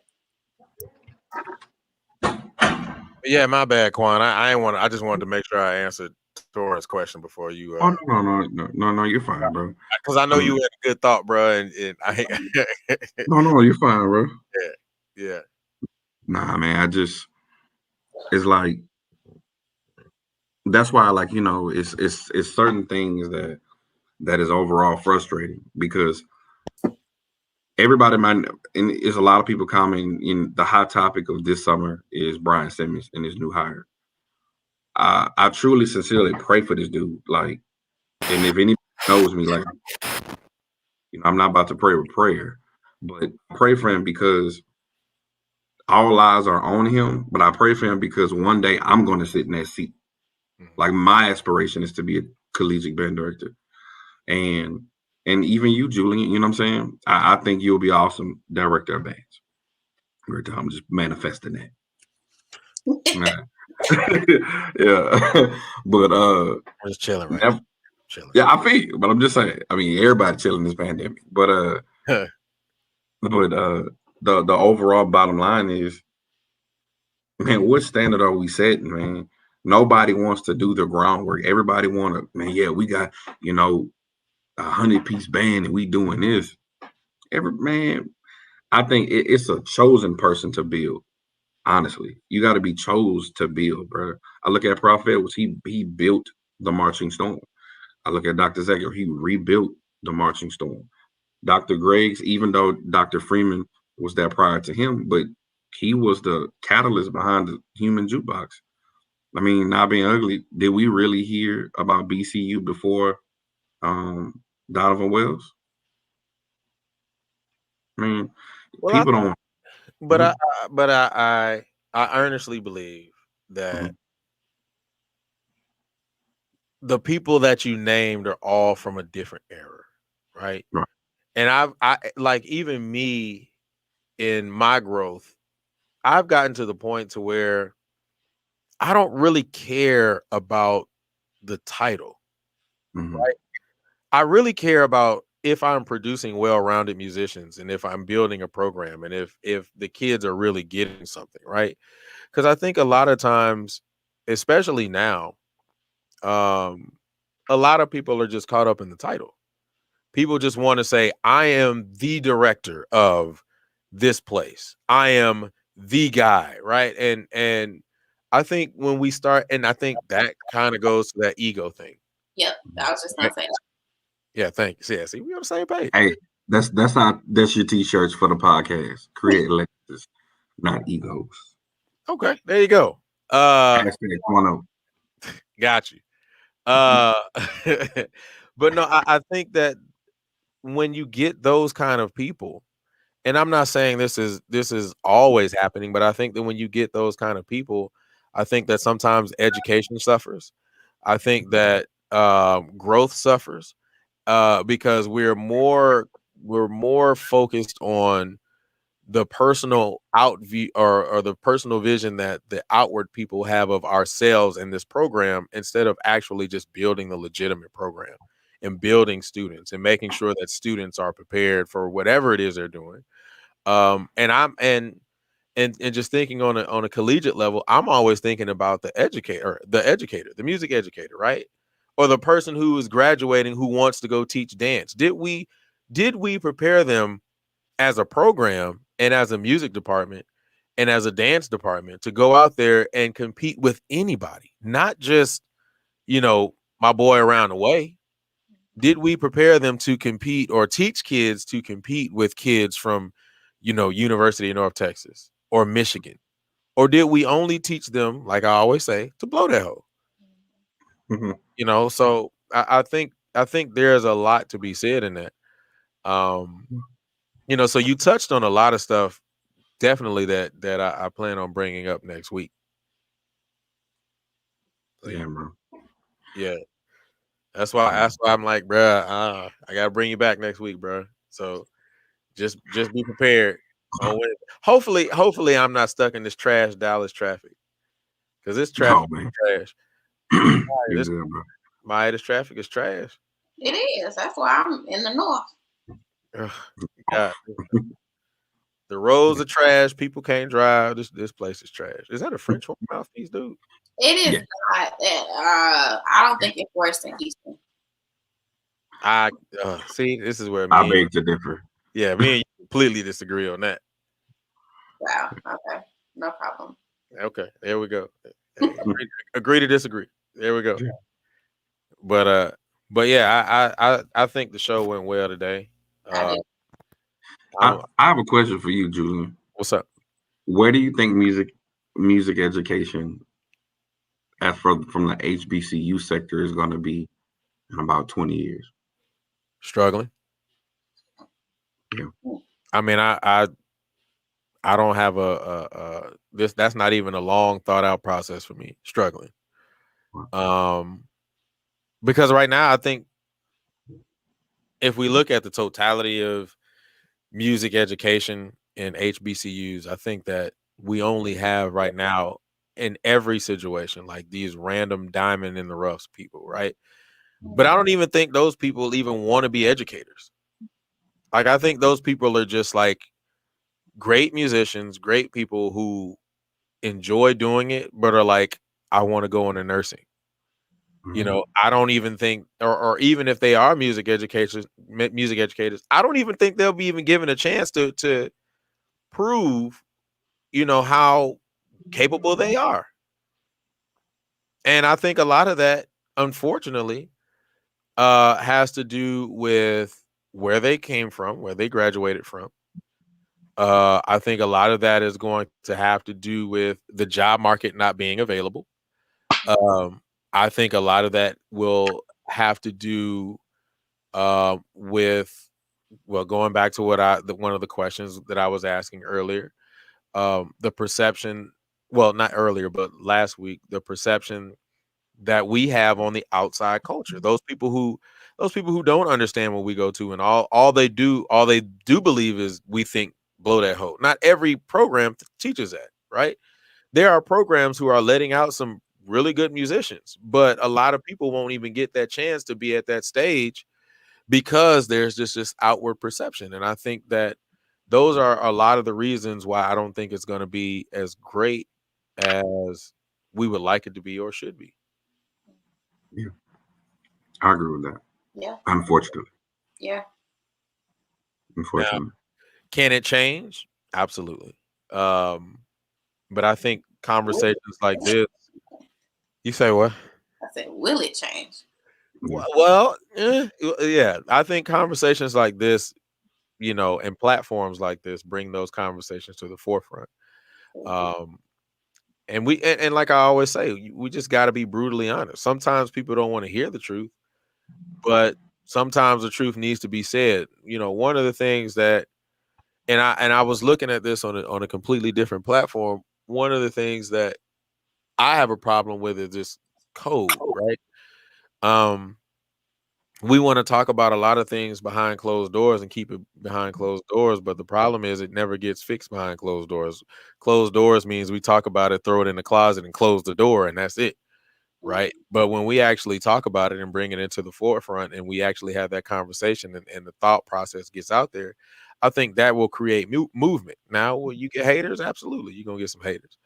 But I think that if the right voices and enough voices say what needs to be said, I think that that can create change. But whomever that person is that's trying to create that change, not being ugly, he has to be willing to suffer. Oh yeah, absolutely, absolutely, Kind absolutely. of like what Maya was saying earlier, like in regards to um being scrutinized, like because some programs, and let's be real, the people that receive that doctorate from YouTube University, if you're not at a certain volume, you suck. You know, if I mean, it may be an old, concept, but we're talking about the pyramid theory of balance. Oh, you following that? No, you whack. You know what I'm saying? It's like it's kind of like Maya was saying, the frustration of appeasing. You got alumni, you got these band heads, because a high school student doesn't know better. Mm-hmm. You know, it's just a lot, bro, to unpack. And I think from our conversations, our personal conversations that we've had, behind closed doors, it's like now I see it. You know what I'm saying? I'm a little bit younger than you, and some of the things you were saying, I was like, yeah, but it's like now in this seat, bro, I see it three-dimensional. You see the systemic racism, you see the the looks and the side eyes, and it sometimes it be your own people, and it's, oh, my kid ain't going there, and they'll go across town to convert the code switch in this particular area because it looks nice, and we're just trying to be here, number one, for the betterment of the child, and then number two, make them a great musician. But it's tough. It's tough. And then from the higher education point, you gotta live in poverty to have a title at these universities because they don't want to pay you. And then that's something else. And then some of them overlook you, and you have the credentials just because. So when you say, have we evolved? Yeah, we evolved. But then at the same time, we so stuck in tradition. And in my opinion, that comes from, we're trying to hold on something like memories. As Black folks, we trying to hold on traditions hard because we feel like so much was taken away from us. True. But at the same token, I am thankful that we did receive a band director completely from a different conference with a different mindset, because we are a different prairie view now. So, well, I mean, when you look at tradition, right? Like all tradition ain't good tradition. And sometimes we hold on, we hold tight to this tradition thing, but sometimes it's the detriment to our program. Right? That, to me, we all Greek in here at some point, right? And to me, I mean, we can look at the process of being online. We know that process, right? But that's tradition. That's tradition, right? That don't mean it's good. That doesn't mean, we can try to sugarcoat it and put it out there and say, well, I mean, it taught us this and it taught us that and it made us be, bruh, real talk. Like, I know dudes who sign papers, bro, and are better bros than a bunch of people that got drugged, right? So when we look at our band culture, I think about it the same way. I really do, right? Like, some things that we hold so close to the chest and call a tradition are not always the best things, are not always the greatest traditions. So like, I'll say this. I think that I think it's a good thing that Jackson State still plays marches. Regardless of whether they sound good or bad, they at least make the attempt to try to play marches, right? I don't think now, does that mean that I don't want to hear a rap tune or a R&B tune? Or absolutely not. But I appreciate the fact that they're still trying to put some type of differentiation and culture and relevance into their program and into the students. Now, what happens behind closed doors, I have absolutely no idea. But to me, that is a decent or a good tradition, right? But then there are those traditions where, you know, all you play is rap tunes. There are those traditions where you can't tell a forte from a fortissimo to a mezzo piano because it all sound the same, right? And I think that, you know, there are times when those traditions are not always good. So, you know, I personally believe in adjudication in marching contests. I really do. I'm going to always stand by that. Now, does that mean I'm never going to go to a battle? No, because I'm going to go to one this weekend. But even in that, I still believe that there needs to be some type of adjudication because it to me sets the standard. It says you're not good. This is why you're not good. This is when you did that heel stretch, your toe wasn't pointed, right? Like these are things that are okay to say and be adjudicated on. Why? Because people are going to go back and look at the documentation and they're going to say, all right, this is what I need to be better. This is exactly what since I marched when I was in high school. Now, don't get me wrong. I've never lost the Battle of the Bands when I was in high school, but even still, I know that even as a director, when you get adjudicated on, when I was in Beaumont and we took our kids to the Royal Battle of the Bands, they give you feedback. Yeah. And it's your job as a director to say, okay, I'm going to look at this feedback, look at footage, and see where we missed the mark and where we could have gotten better. And I think that we shoot ourselves in the foot as historically Black colleges and university programs by saying, well, I don't want to be adjudicated because we the best. I don't want to be adjudicated because I don't want somebody to say that my program is not number one. Well, then what are you doing this for then? Mm-hmm. You know, and I understood everything that you guys are saying because everybody is entitled to their feelings and opinions, and I want to make sure that everybody's voices is heard. So I'm not always going to say something. And then a lot of times I'm watching the chat and posting stuff too. So, but I do know that, or I do believe that HBCU programs really need to start looking at that.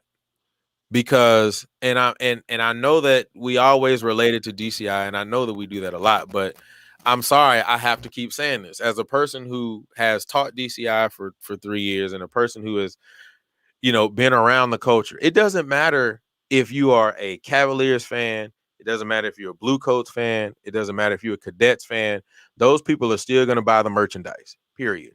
Those people are still going to show up to see Carolina Crown, period. But at the end of finals, there's going to be a first place, a second place, and a third place. And whether you're a fan of that program or not, it stands that this is the first place, this is the second place, and this is the third place. And those kids still go to those programs and they pay top dollar to go to those programs and they still sell out seats.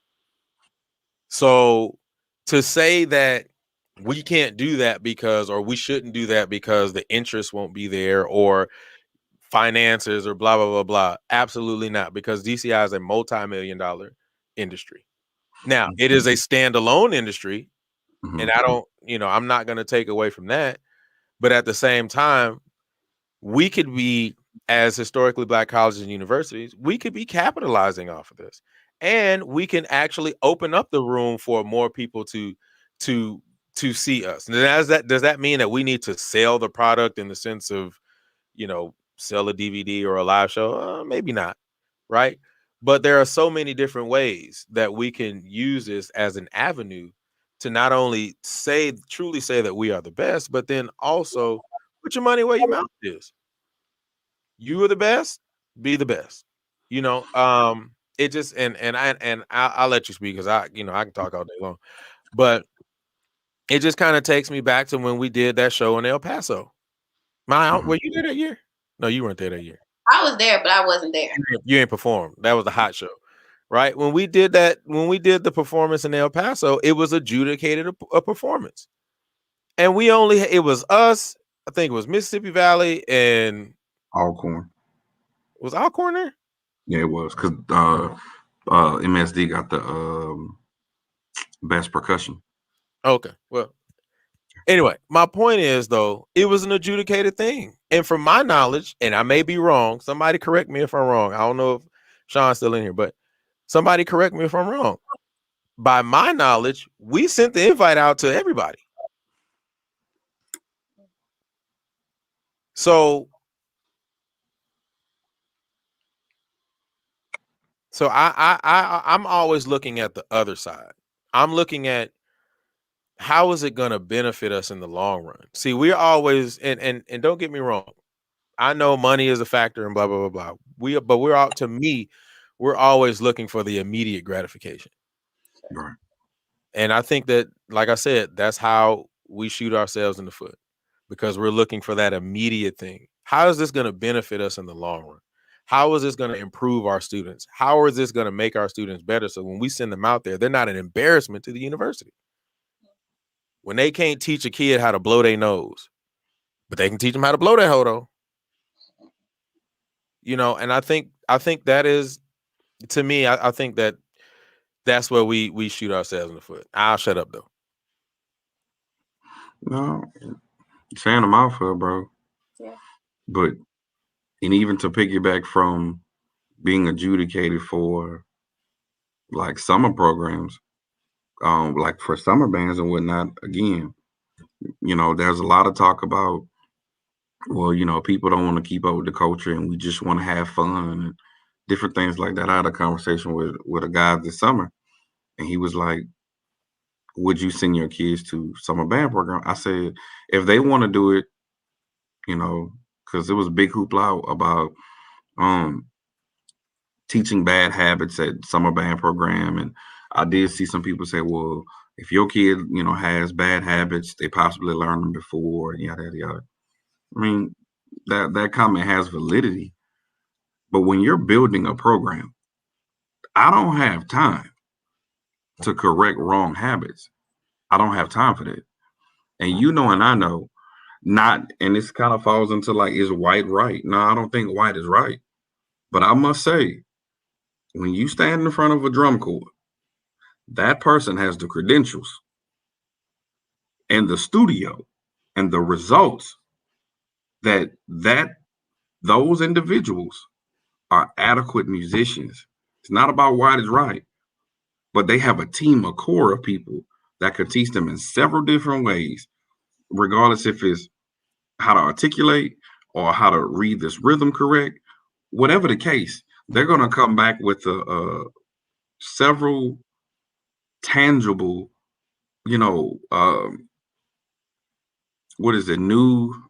new techniques and methods that they can bring back to your program that's going to benefit you and help you in the long run. Even if you just be around them when you be in the lot, how they're teaching them, you can take that back to your school. Mm-hmm. And so that goes back to just blow that hoe. How this going to benefit me? True. I mean, I want to make sure I say this, because I've said it to a lot of people before behind closed doors. I don't have a problem with summer programs. I don't have a problem with none of that. I have a problem the way it's handled and managed, right? And the reason why I say that is, so for instance, and this is no slight to anybody, right? But like, I watch the summer programs, and I'm gonna start from the dancer's perspective. There be like a lot of random chicks who be like flag girls in other band programs who like randomly are all of a sudden dancers for these programs. And I'm sorry, it don't look good. It doesn't look good, right? And my problem with this is just the fact that one, my problem with this is one, what is the criteria to even be a part of these programs? Right? So if this is supposed to be a mass band, right? And the mass band, because when I was coming up, at least from what I remember, the mass band was a group of people who were like your best players from different programs that were coming together to play, and then they would do a field show. I remember that distinctly. Now, don't get me wrong.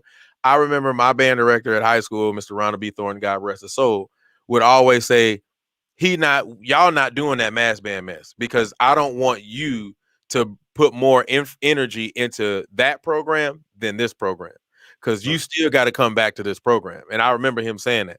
However, but I still want to know, like, what is the criteria for this? Like, I want to dance today. So you just don't join the dance line. You just show up and be like, well, I play third trumpet. I play third trumpet at Virginia State, but I'm a screamer in the mass band. Like, that don't even make no sense, bro. And then on top of that, what are we doing with these masks? We're spending money to go to these different areas to play on each other and dance against each other and go home, right? But why can't we have a situation set up specifically where you get your group and you audition for your group, whether it's Hum or Mississippi or Alabama? I think Virginia just started one. You put your stuff together, and throughout the year, you tighten your stuff up. And then you meet at certain areas and you don't record it for free. You make people pay to get in, and it goes to, let's say, a huge pot that supports historically Black colleges and universities. Why not? Why is that such a hard thing? Because I think that's where we're missing it. Right. Okay, fine. You want to have fun. Have fun. But at least learn something. What are we learning? What are the kids learning throughout the year or throughout the summer? I'm not a dancer, but are better techniques being given? Right. So, these are the things that I don't find a problem, or I don't find summer band a problem. I feel like it's just mismanaged. And then I'm going to also go to your point, exactly what you said. Who the heck are we putting in front of these people? Like my boy who taught band at this school, he ain't got no history, no credentials, but hey, we're going to throw him up there because, hey, he said he want to do it. So I don't know. And I may just be mad biased. I may be that guy who's just like, against the culture. And I don't feel like I'm against the culture. I just want to see the culture be better. And I think for me, that is kind of where my mindset is. I mean, yeah, I think I agree. I think that there's definitely a market and an opportunity to enhance and progress the culture in that environment, but be able to do something with it, like make it worthwhile. However, on the flip side of it, I think the reason why it is what it is because for a lot of people, it's just it goes a little bit farther than a way to have fun. I think people look forward to being able to say, I don't have no rules. I don't have to do my scales prior to, we just about to go out here and we just about to bust it. We about to blow this hill. We about to do whatever. I'm a fox, but on Hum, I can be whatever I want to be. So I can't open my legs when I'm foxing, but I can damn sure do it here. So here's my opportunity to just bust it open. And I think that that's really why it hasn't progressed, because at the end of the day, and also for those who are still living in yesteryear, who haven't let it go, or this is their one time to shine, and it's not it's not, alumni band, but you got everybody that marched 10 years ago who like, oh, you say, it's time, bet me and my baritone, me and my instrument gonna be right up in there with the kids, and we about to blow that hell. Like, why not? So I think that that's really, you have to overcome that mindset, which is going to be the hardest thing, because I think it's going to be a progression, right? So we always go back to the transition of the storm, right? Just like when Doc first came, people wasn't with it. People wasn't on board with it. You have to lose a lot of people. Numbers have to go way down for them to be brought back up. I think the same thing would happen if you put some structure to mass bands, if you put some structure to summer bands and make it worth something, or put an end goal to it. It's not going to have the same effect. A lot of people are going to leave. A lot of people aren't going to be interested, because it's going to take away the fact that I can just do what the hell I want to do when I want to do it, and just do whatever. But I say this though, and this is what I've seen. I think mass band works. Unfortunately, I don't know why it just don't work in Texas. Hey, save that next That's week. interesting. Yeah. I'm telling you now, just hold on, bro. That's next week, bro. That's next Okay, week. but I'll leave it at that. But and like I tell people, I'm a non-biased person, and this is how crazy, to attest to what you're saying. When I was coming out of school, when we saw LLI for an all-star summer band program, we thought LLI was the creme de la creme, and I believe at the time, peace be unto him, Mr. Cornell Knighton was over LLI, or at least he was working with them. And they had their set number. Now, of course, they did everything just like Southern, right? But to be in that type of program, like, you had to be somebody. Like, you couldn't be like anybody, Joe Blow off the street, to be in LLI. And it's things like that, bro, that it goes back to your initial comment about ego. In certain geographical areas, you have band directors with so much ego because they're not the one on the podium. And that's not their arrangement being passed out. That's why I'm gonna sabotage that program, because it could be better. Because honestly, look at the youngest mass band that I believe will be Georgia. Georgia don't sound bad. They've grown. I'm not saying every song. I'm not. Let me not say that. I'm in my mind.